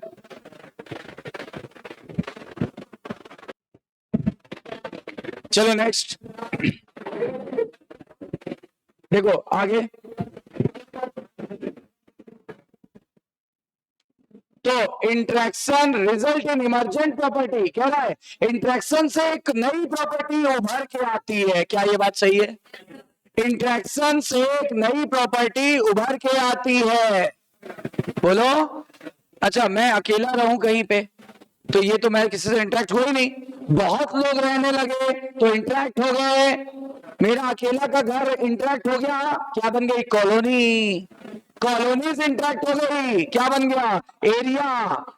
एरिया इंटरेक्ट हो गया, क्या बन गया? शहर। शहर इंटरेक्ट हो गए, क्या बन गया? स्टेट। स्टेट इंटरेक्ट हो गए, क्या बन गया? कंट्री। ठीक है ना, कई कंट्रीज इंटरेक्ट हो गई, क्या बन गया? वर्ल्ड। कई वर्ल्ड इंटरेक्ट हो गए तो क्या हो गया? समझ गए? बहुत सारे यूनिवर्स, बहुत बड़े लेवल पे चले जाएंगे। क्लियर है ना? तो देखो क्या बोला गया, यानी कि जब भी कभी इंटरेक्शन होगा कोई नई प्रॉपर्टी इमरजेंस होगी। इमरजेंस मतलब उभर के आना, कोई नई प्रॉपर्टी उभर के आएगी। बताओ, अच्छा हाइड्रोजन ज्वलनशील था, ऑक्सीजन जलने में सहायक थी, तो नई प्रॉपर्टी उभर के क्या आई? पानी। पानी, वो पानी प्यास बुझाती है, वो पानी आग बुझाती है। बोलो, उसी पानी से हम लोग बॉडी को क्लीन करते हैं और पानी ही जीवन है। सोचो, वो कहा हाइड्रोजन हमारा जीवन थोड़ा ना था, ऑक्सीजन भी इनडायरेक्टली चाहिए पर वो डायरेक्ट ऑक्सीजन पी थोड़ा ना सकते।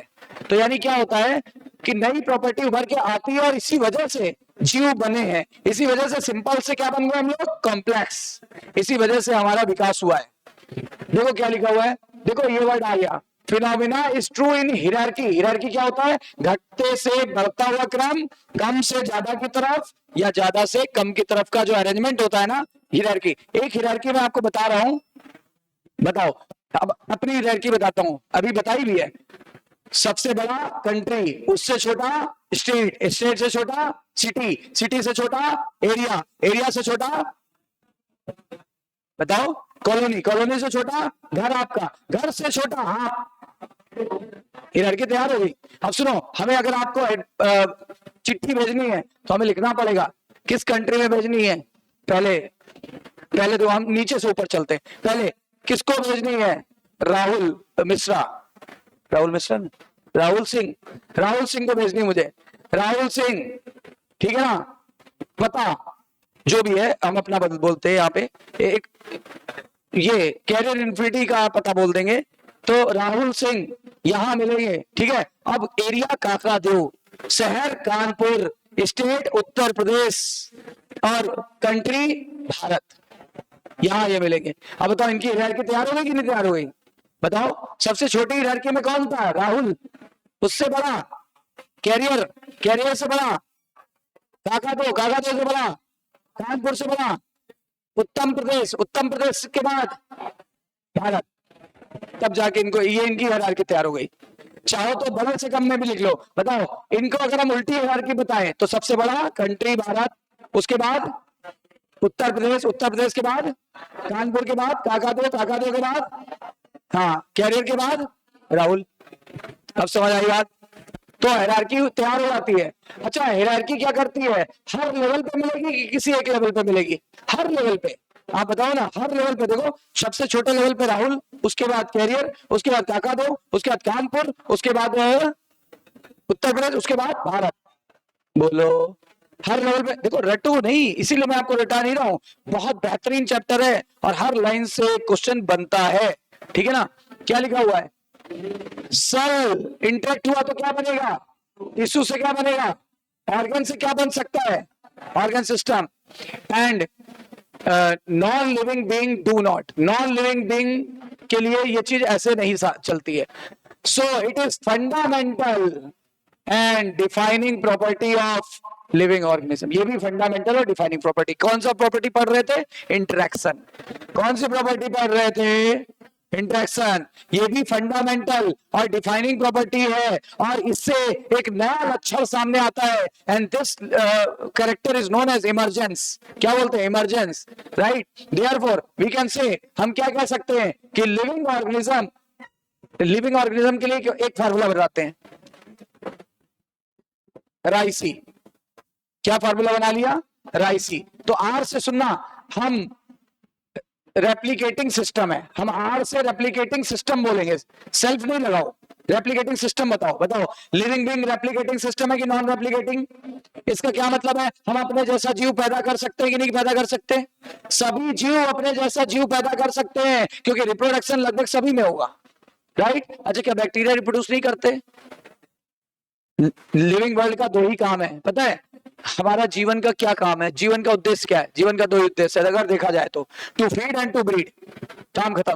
To feed and to breed. सभी जीवों को खाना चाहिए, सभी जीव अपने आप को ब्रीड करके अपनी जनसंख्या बढ़ाएंगे। This is the main purpose of living world, to feed and to breed. खाओ और जनसंख्या बढ़ाओ, खाओ और जनसंख्या बढ़ाओ, ये हम लोग का मेन पर्पस है लिविंग वर्ल्ड का, है ना?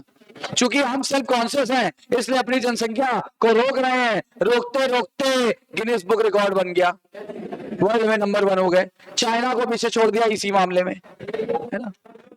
फिर देखो तो हमें सेल्फ रेप्लिकेटिंग यानी सब में रिप्रोडक्शन होगा, ठीक है ना? फिर उसके बाद आई से इंटरेक्टिव सिस्टम है, ये देखो इंटरेक्टिव सिस्टम है, इंटरेक्टिव सिस्टम है। एस से सेल्फ रेगुलेटिंग सिस्टम है, सेल्फ रेगुलेटिंग।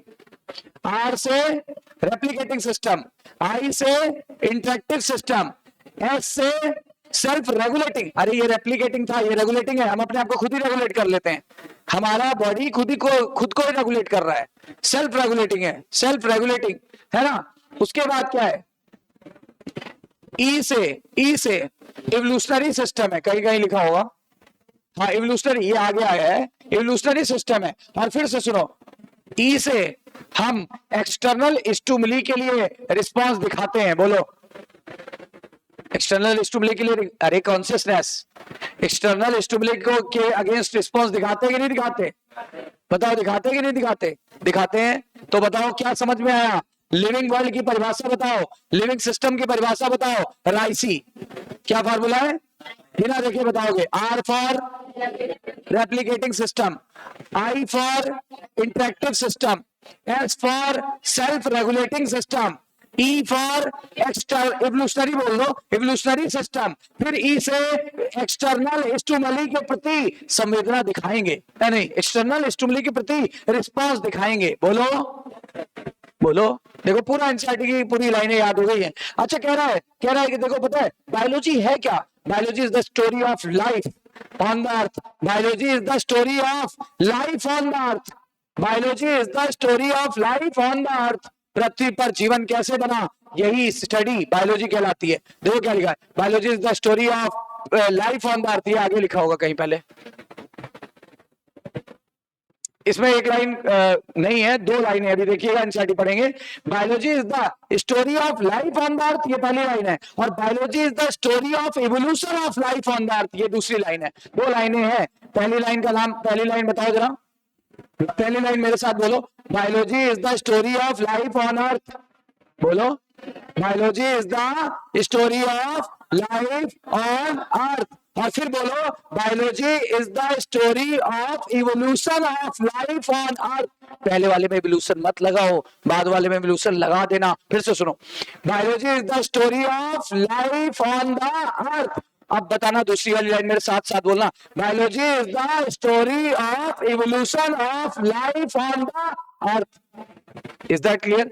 अच्छा, जब भी इवोल्यूशन होगा तो सुनना, ये हमारे पूर्वज, ये अभी हम हैं, और फ्यूचर में यहां पहुंच जाएंगे, हम नहीं रहेंगे तो हमारे अगली जनरेशन आएगी। तो जो जेनेटिक मटेरियल यहां था वही जेनेटिक मटेरियल हमें उनसे मिला है, हमारे पिछली जनरेशन से, और वही जेनेटिक मटेरियल अगली जनरेशन में जाएगा। मतलब पृथ्वी पर जितने भी जीव हैं सब में कॉमन जेनेटिक मटेरियल है, मानते हो? बताओ, पृथ्वी पर जितने, अच्छा मैं नहीं रहूंगा तो मेरा डीएनए कहां चला जाएगा? तब तक बच्चों में चला जाएगा, वो नहीं रहेंगे, कहां चला जाएगा? उनके बच्चों में। तो ये डीएनए तो मेरा ही है ना, या मेरे अंदर जो डीएनए पापा का ही है, या उनके दादा दादी का है, या नाना नानी से आया, मम्मी के थ्रू आया ना। तो क्या हो रहा है, सेम जेनेटिक मटेरियल ट्रांसफर हो जाता है, रिप्रोडक्शन के बाद सेम जेनेटिक मटेरियल ट्रांसफर हो जाता है, परंतु पीढ़ी दर पीढ़ी कुछ ना कुछ बदलाव आते रहते हैं। इस बदलाव का कारण था क्रॉसिंग ओवर या रिकॉम्बिनेशन। मतलब हम ये कह सकते हैं जेनेटिक मटेरियल तो सेम है, डीएनए डीएनए डीएनए, या आरएनए आरएनए आरएनए, किसी में आरएनए तो आरएनए होगा, हमारे अंदर डीएनए तो DNA DNA DNA. Genetic material हम लोग सेम शेयर करेंगे, सेम शेयर कर रहे हैं जेनेटिक मटेरियल, पर हल्का हल्का सा वेरिएशन आ रहा है।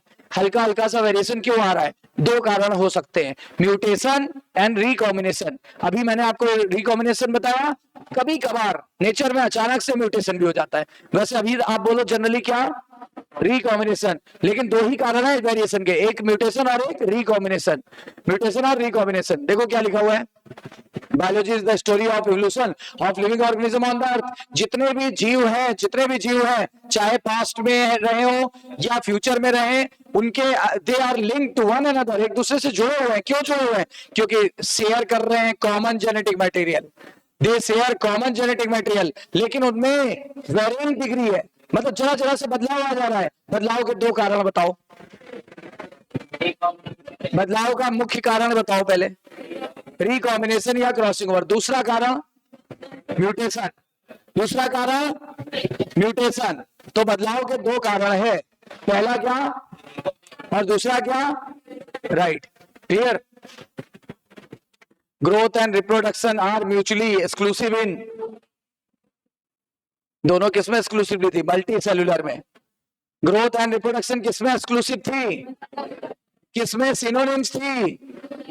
हाँ, तो ये इसीलिए देखो, ये सब चीजें ऐसे है ना कि आपका दिमाग क्रिएटिव हो जाएगा। फिर देखो, in dash to regeneration seen, किसमें? हाँ बिल्कुल सही, प्लेन एरिया, चाकू की धार के नीचे अमर, चाकू की धार के नीचे अमर। कुछ क्वेश्चन अभी किए थे हम लोगों ने, ये वाले कर लिए थे, ये भी कर लिए थे, पीवाईक्यूज कुछ ये कर लिया था।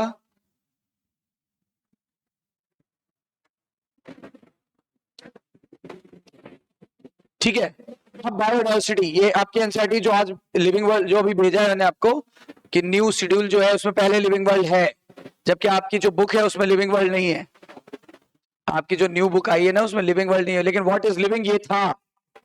लेकिन जो एनसीईआरटी की नई बुक आई है उसमें ये वाला जो चीज मैंने पढ़ाई है ना वो नहीं है ना, लेकिन सिलेबस में है ये, क्योंकि जो अभी शेड्यूल आया है उसमें था। अब यहाँ फिर उसके बाद बायोडायवर्सिटी है। अब बायोडायवर्सिटी में क्या होता है? What is biodiversity? अच्छा बताओ, ठीक है ना। बायोडायवर्सिटी क्या होगी? बायोडायवर्सिटी क्या होती है? सुनना मेरी बात ध्यान से, बड़ा सरल शब्द है। पास्ट में, प्रेजेंट में, फ्यूचर में बदलाव होते रहे हैं और होते रहेंगे। डीएनए में बदलाव होते रहे हैं और होते रहेंगे। तो धीरे धीरे क्या हम सिंपल से क्या होते जा रहे हैं, कॉम्प्लेक्स। और धरती पर संख्या बढ़ रही है कि घट रही है? ये जो बदलाव आ रहा है, आज तक का जितना बदलाव आया तब से लेके अब तक जितनी स्पीसीज बनी जो पृथ्वी पर एग्जिस्ट कर रही है, उन सबको जोड़ लो, उनका टाइप जोड़ लो और उनके नंबर जोड़ लो, उनकी वैरायटी जोड़ लो और उनका टोटल नंबर जोड़ लो, तो इसे बोलते हैं क्या? इस the total number in type of species on the earth is known as biodiversity. Biodiversity ध्यान दो, हर एक each different kind of plant, मतलब जितने भी डिफरेंट टाइप के प्लांट है, जितने भी एनिमल है या जितने भी ऑर्गेनिज्म है, यानी फंजाई वगैरह, सबको हम क्या बोलते हैं? स्पीसीज है। सबकी अपनी अपनी प्रजाति है कि नहीं? अच्छा बताओ, हमने बोला मैंगो क्या है?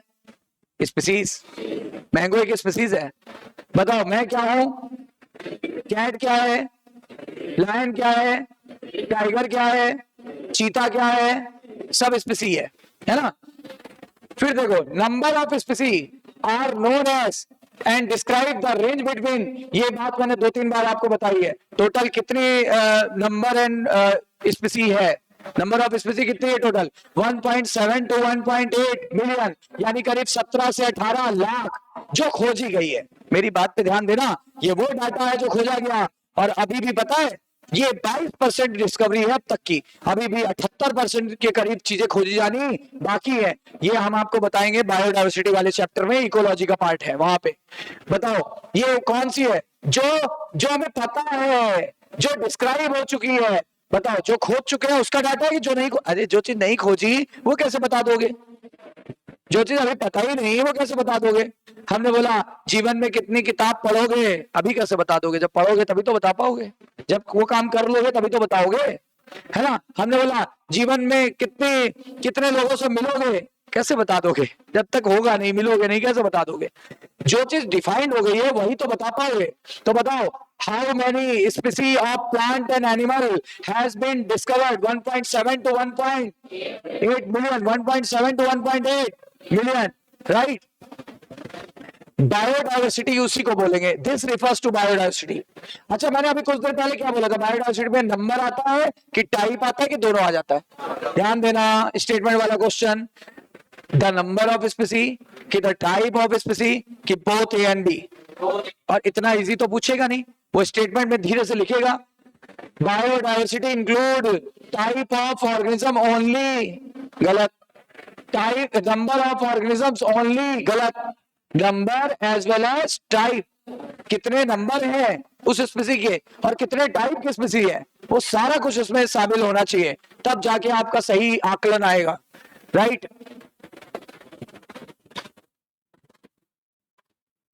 करेंटली कितनी स्पीसीज है? 1.7 to 1.8 बिलियन, ठीक है ना? ये साइंस की स्पीसीज हमें पता है, इसी को बायोडाइवर्सिटी बोलते हैं। नंबर एंड टाइप आपको बता दिया गया कि टोटल नंबर एंड टाइप इतने हैं, इसमें से भी करीब 1.2 मिलियन। अब देखो, ये डाटा एनसीईआरटी में नहीं है, लेकिन ये क्वेश्चन आया हुआ है, डायरेक्ट क्वेश्चन आया हुआ है कि 1.2 मिलियन के करीब क्या है एनिमल, आउट ऑफ 1.7, 1.2 क्या है एनिमल्स? 1.2 मिलियन अगर 2 डिजिट तक जाए तो 1.25, 1.2 याद करो, मिलियन क्या है एनिमल्स। तो बताओ प्लांट कितने बचे? 1.7 से माइनस करो 1.2 को, 0.5 मिलियन। बताओ टोटल कितनी प्रजातियां हैं? 1.7 to 1.8। अगर हम 1.7 मान के चले, मिनिमम मान के चले, तो इसमें से आउट ऑफ 1.7, 1.2 मिलियन क्या है पृथ्वी पे? यानी एनिमल ज्यादा है कि प्लांट ज्यादा है? एनिमल ज्यादा है। अच्छा, प्लांट्स कितने हैं? 0.5। और ये भी बता दूं, एनिमल में भी पता सबसे ज्यादा कौन है? अगर हम इनको 100% मान लें, हम बोले कि पृथ्वी पे 100% एनिमल है, तो आप सुन के आश्चर्यचकित हो जाओगे कि इंसेक्ट 70% से भी ज्यादा है। 70% के करीब क्या है? 70% से भी ज्यादा कौन है? अकेले इंसेक्ट। कहते नहीं कीड़े मकोड़ों से जिंदगी हो गई है, यानी क्योंकि कीड़े मकोड़े बहुत ज्यादा हैं। आप बताओ, हमारे सराउंडिंग में ही बहुत सारे कीड़े मकोड़े हैं, इसलिए तो रोग स्प्रेड हो जाते हैं। क्लियर? तो यानी क्या? सिंगल ग्रुप यानी insect, however out number of all the plant and other animal. बोलते हैं कि सबसे ज्यादा क्या है? एक ग्रुप, एकमात्र ग्रुप है जो सबसे ज्यादा है, कौन? इंसेक्ट, इंसेक्टा, इंसेक्ट, ठीक है ना? Insect and this group contain 1.1 million के करीब यही है, अकेले 1 मिलियन स्पीसीज यही है अकेले। मैंने बोला था ना एनिमल में भी 70% से भी ज्यादा, 70% से भी ज्यादा क्या है? हाँ, यानी अगर पूरे में से निकालेंगे तो 1 मिलियन के करीब यही आ जाएगा, ठीक है ना? और हर साल 15,000, ये क्वेश्चन आया हुआ है, हर साल 15,000 नए ऑर्गेनिज्म डिस्कवर हो रहे हैं हर साल। ये एनसीईआरटी का डाटा नहीं है, आया हुआ क्वेश्चन है पीवाईक्यू। बताओ क्या हर साल कितने डिस्कवरीज हो रही लगातार? 15,000 हो रही है। अब जरा सोचो, हर साल 15,000 हो रही है और मिलियंस में खोजना है, इस जीवन में तो नहीं खोज पाएंगे। बोलो, मतलब कभी नहीं खोज पाओगे। पता कभी नहीं, पूछो क्यों? क्योंकि क्या आप जितनी गिन रहे हो उसमें से बहुत ज्यादा विलुप्त हो रही है, और आप जितनी गिन रहे हो उसमें बहुत ज्यादा नई ऐड हो रही है। तो इधर आप गिन रहे हो, उधर विलुप्त हो रही है, इधर आप गिन रहे हो, उधर नई ऐड हो रही है। आप गिन चुके हो, उसके बाद नई नई प्रजातियां बन गई। तो सही डाटा कभी नहीं मिलेगा, लेकिन अप्रोक्सीमेट डाटा मिलेगा। ये अप्रोक्सीमेट डाटा हैं। Is that clear? तो टोटल बायोडायवर्सिटी कितनी है? समझ में आई बात? टोटल बायोडायवर्सिटी कितनी है? अच्छा एक बार बताओ, इतनी सारी बायोडायवर्सिटी है तो क्या होगा? इतनी सारी बायोडायवर्सिटी तो क्या होगा, खुद सोच के बताना। क्या सबको याद रखा जा सकता है? क्या 17 से 18 लाख प्रजातियों को हम याद कर सकते हैं? नहीं। तो हम क्या करेंगे ना, हमें अपनी सुविधा की दृष्टि से हमें पढ़ाई आसान हो जाए, इसलिए इसके पॉइंट ऑफ व्यू से हम इन्हें क्लासिफाई कर देंगे। कैसे? मैं आपसे एक छोटा सा क्वेश्चन पूछना चाहता हूं। जैसे क्या होता है, ज्यादातर घरों में यही होता है कि जो राशन का सामान होता है, जिसको इंग्लिश में बोलते हैं ग्रोसरी, राशन के सामान को क्या बोलते हैं? ग्रोसरी। तो ग्रोसरी का जब सामान मम्मी लेने जाती है, पापा लेने जाते हैं, आप खुद लेने जाते हो, तो पूरे महीने का सामान ले आते हैं। उसमें क्या होगा? नहाने का साबुन भी होगा, कपड़े धोने का रिन बार भी होगा, ठीक है ना? और क्या होगा? विम बार भी होगा, बर्तन धोने का। साबुन में ही देखो 3-4 वैरायटी है ना? उसके अलावा क्या हो सकता है? उसके अलावा क्या बॉडी वॉश हो सकता है, बॉडी वॉश के अलावा बॉडी लोशन हो सकता है, उसके अलावा हेयर ऑयल हो सकता है, टूथपेस्ट होगा, टूथब्रश होगा, उसके अलावा शैम्पूस होंगे। ये सब तो मैं अभी ये बता रहा हूँ, बाथरूम वाली चीजें। अब जरा सोचो, ऐसे और भी बहुत सारी चीजें होंगी, परफ्यूम्स हो सकते हैं, हो सकता है कि आप वो अगरबत्ती लेंगे, आप हो सकता है मैच बॉक्स लोगे, लेते हैं भाई, घरों में पूजा होती है, क्या होता है। फिर उसके अलावा क्या होगा? आप आते हैं राशन के सामान पे, आपने मैदा लिया, आपने बेसन लिया, आपने दाल लिया, आपने तरह तरह की दालें ली, आपने चना लिया, आपने मटर लिया, सब कुछ ले आए, सब कुछ लाने का, चीनी लिया, नमक लिया, सब ले आए और घर में बोरे में भर के निकाल दिया। अब पापा सुबह उठे, पापा जी ने आवाज लगाई, चिंटू बेटा नहाने वाला साबुन कहाँ है? अब चिंटू बोरा खोला, बोरा को हिल दिया था रात को ही, किसे अलग कर लेंगे बाद में। अब क्या हुआ? अब चिंटू ढूंढ रहा है, कहाँ गया साबुन? नीचे दबा हुआ है कहीं पे साबुन। उधर पापा कह रहे, अरे ऑफिस को लेट हो रहा है चिंटू। और पता चिंटू ढूंढ नहीं पा रहा, इतना सारा सामान है, नहाने का साबुन कहाँ है? मिलेगा, समय लगेगा, तुरंत नहीं मिलेगा। क्या ये बात सही है? अच्छा, लेकिन ये एक तरीका था, इसमें मुश्किल हो गया काम कि आसान हो गया? मुश्किल हो गया ना। अब आसान कैसे होता, सुन लो। जैसे ही सामान को वेला गया था लाते ही, अब मम्मी जी क्या करती? चिंटू एक काम करो, ये लो नहाने का साबुन है, उस रैक में लगा दो, जाके जाओ, जहां जिस रैक में रखा जाता है हमेशा, उस रैक में जाके रख दो। ये बगल वाली रैक में एक कपड़े धोने का साबुन है, ये बगल वाले में शैम्पू का स्टैंड है, वहां रख दो। ये बगल में क्या है कि वो एक आता है ना, ओडोनिल, बाथरूम की स्मेल को न्यूट्रल करने के लिए, ये ओडोनिल वहां लटका देना, है ना? ये हार्पिक है, वहां रख देना, कहीं शैम्पू की जगह यूज ना कर लें। हैंड वॉश अलग रखना भाई, होता है ना? होते हैं कभी कभी। इस बॉटल का शेप ऐसा नहीं होता हार्पिक जैसा, सीधा सीधा आता है। अब कंफ्यूजन है ना? मानो हार्पिक ब्रांड नहीं लाए, कोई और ब्रांड आ गया। अब बताओ, आपको नहीं पता, आप तो सोच रहे हो क्या, अरे वाह शैम्पू, क्योंकि सही से क्लासिफिकेशन नहीं किया था। अच्छा अब बताओ, अब पापा नहाने गए, केस दूसरे तरीके में आ गए। पापा नहाने गए, पापा को आवाज ही नहीं लगाना पड़ेगा। पापा को चाहिए नहाने का साबुन, ये रहा। पापा को कपड़े धोने का साबुन, ये रहा।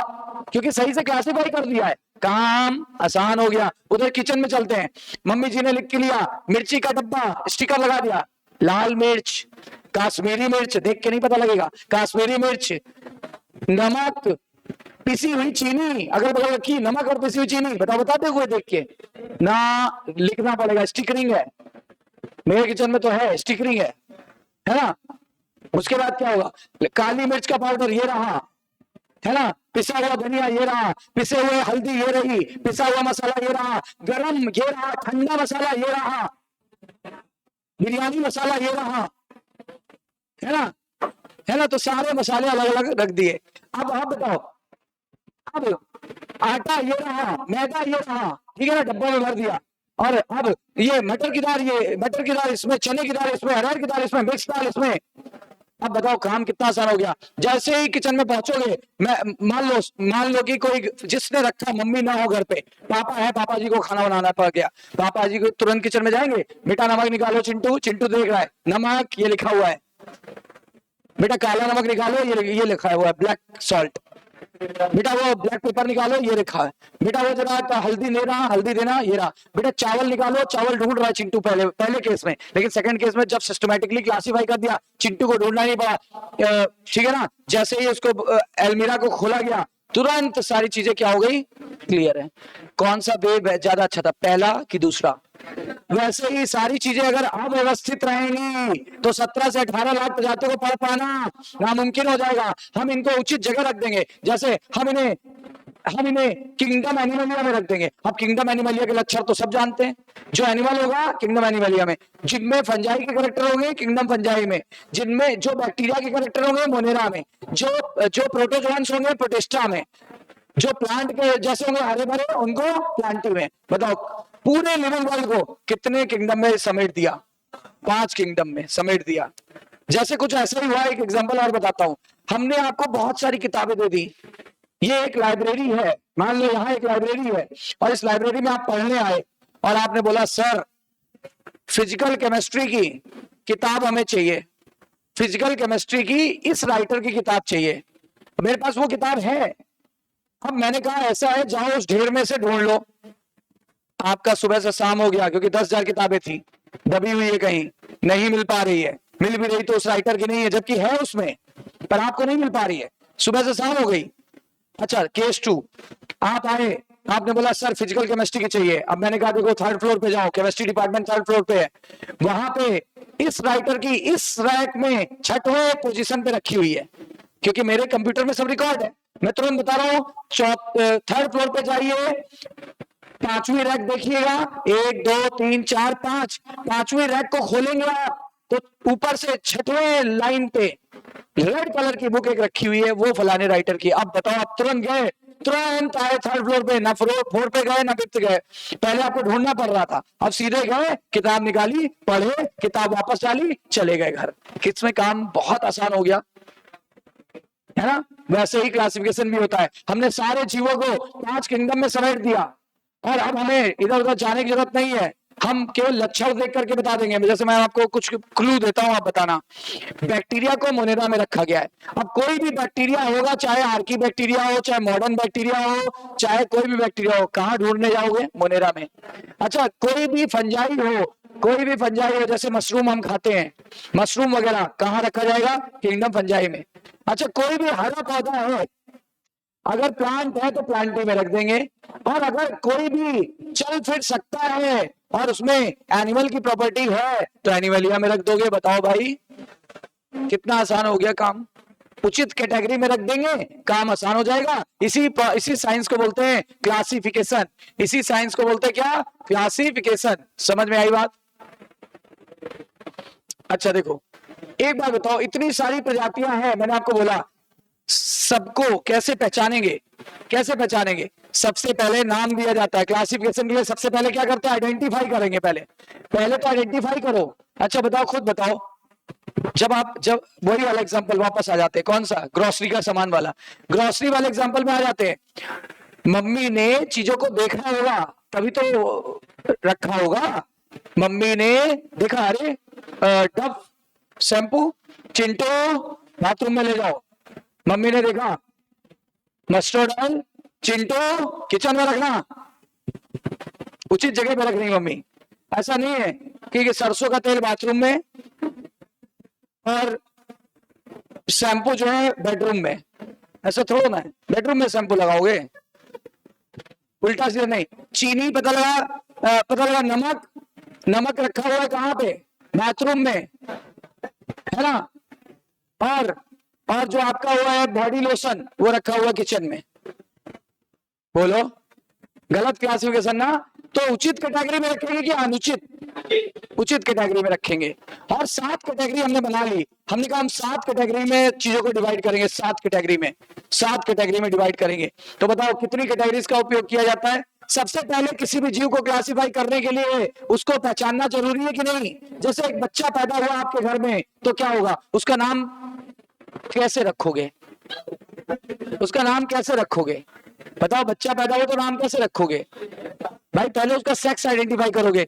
नाम है पता लगा नाम आपने लड़के वाला रख दिया और पैदा थी वो लड़की। बोलो सही कि नहीं? अच्छा, थी वो लड़की, नाम रख दिया लड़के वाला, और या नाम था वो लड़का, नाम रख दिया लड़की वाला। तो पहले आइडेंटिफाई तो कर लो भाई कि वो सेक्स कौन सा है, कौन सा बच्चा पैदा हुआ है, मेल हुआ है कि फीमेल हुआ है ना? मेल हुआ है कि फीमेल हुआ है? तो पहले तो आपको क्या करना पड़ेगा? आइडेंटिफिकेशन। पहले इसको पहचानो कि किस किंगडम में सेट होगा। बोलो, सबसे पहला काम क्लासिफिकेशन का क्या? मम्मी को कैसे पता पिसी हुई चीनी है कि मैदा? लिखा हुआ था उस पे क्या कि ग्राइंडेड शुगर एंड क्या मैदा लिखा हुआ था उस पे। फॉर्च्यून पे लिखा था बेसन, फॉर्च्यून का बेसन लिखा हुआ था, या पॉलीथिन में भी लाई थी। तो क्या पहचाना? पहले खोल के देखा, अच्छा ये बेसन है, चलो इस डब्बे में डालो। बोलो, सबसे पहला काम क्या होता है? आइडेंटिफिकेशन। उसके बाद क्या करते हैं? उस बच्चे का नाम देंगे, यानी नॉमेनक्लेचर। पहले जीव को पहचानेंगे, व्हाट इज दिस, बताओ, आइडेंटिफिकेशन। उसके बाद उसको नाम देंगे, पहचानने के बाद नाम देंगे कि पहले नाम दे देंगे तब पहचानेंगे? हाँ, फिर उसके बाद नाम दे दो, और नाम भी अपने मन से देंगे कि रूल के अकॉर्डिंग देंगे। हम कह देंगे तुम्हारा नाम गुलदस्ता। बच्चा बड़ा होगा तब बताएगा तुम्हारा मुंह, है ना, कहेगा गुलदस्ता रखा है ना, फेंक के मारूंगा है ना। हम कहते तुम्हारा नाम क्या? तुम्हारा नाम आरो। हाँ, अरे नाम रखना है। अब कुछ भी नाम रखना हो तो ऐसे ही रखेंगे, लेकिन अकॉर्डिंग टू रूल चलते हैं। रूल क्या होता है? हमारा जो भी नाम है उसी नाम के अकॉर्डिंग तो नाम सोचेंगे, है ना। कंफर्म? तो ये बात क्लियर हो गई। तो इसका मतलब पहला काम, दूसरा काम, नाम अपने मन से रख देंगे जीव जंतुओं का कि अकॉर्डिंग टू रूल। आज केवल बता के जा रहे हैं, कल इसके आगे पढ़ेंगे। चलो, तो पहला आइडेंटिफिकेशन, दूसरा नॉमेनक्लेचर। फिर क्या करेंगे? फिर उसके बाद उसको क्लासिफाई कर देंगे। फिर क्लासिफाई कर देंगे। कहाँ क्लासिफाई करेंगे? कितनी कैटेगरी में? 7 कैटेगरी में। 7 कैटेगरी में क्लासिफाई करेंगे। फार्मूला सुनो, मेरे साथ बोलो, के पीसीओ फंगस। के मतलब सबसे बड़ी कैटेगरी किंगडम, पी मतलब फाइलम, सी मतलब क्लास, ए मतलब ऑर्डर। तो के, पीसीओ और फंगस की स्पेलिंग ये रही, फैमिली, जीनस, स्पीसी। बताओ कितनी कैटेगरी हो गई? 4 और 3 7।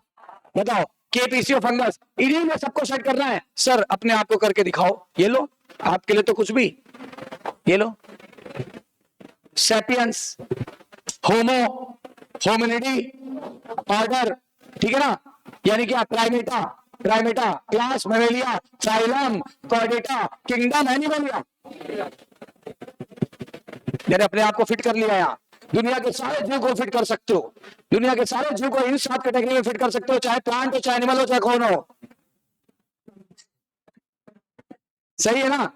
इन 7 कैटेगरी में सबको फिट कर देना है। सबसे छोटी कैटेगरी का नाम, उससे बड़ी कैटेगरी का नाम, इससे बड़ी कैटेगरी का नाम, सबसे बड़ी कैटेगरी का नाम। पक्का? क्लियर है? समझ आई बात? तो ये रूल्स हम लोग देखेंगे आगे चल के, और आगे हम लोग देखेंगे इन पर बेस्ड क्वेश्चंस देखेंगे, ठीक है। ये एक मेरे पास एक बना हुआ है एक चीज,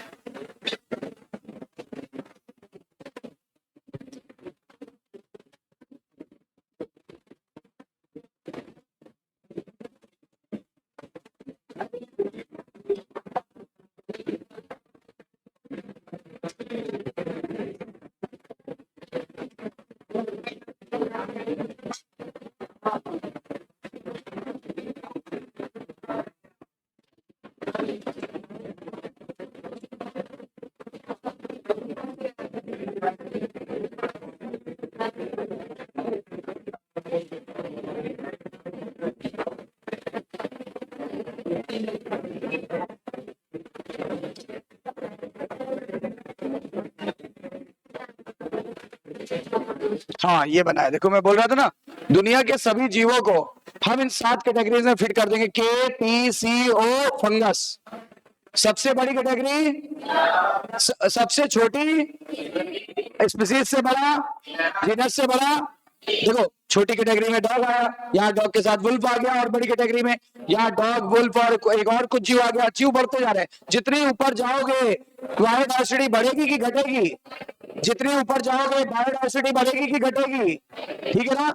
और number of common character, number of common character ऊपर जाने पे घटेगा, नीचे जाने पे बढ़ता है। याद रखना, ये सब हम आपको बताएंगे कल। कैटेगरी समझ गए कि नहीं? दुनिया में सभी जीवों को कितनी कैटेगरी में फिट कर देना है? ये कैटेगरी में किसी की अदला बदली नहीं करना। ऐसा मत कर देना ऑर्डर पर ऊपर रख देना, क्लास नीचे। फार्मूला क्या बताया?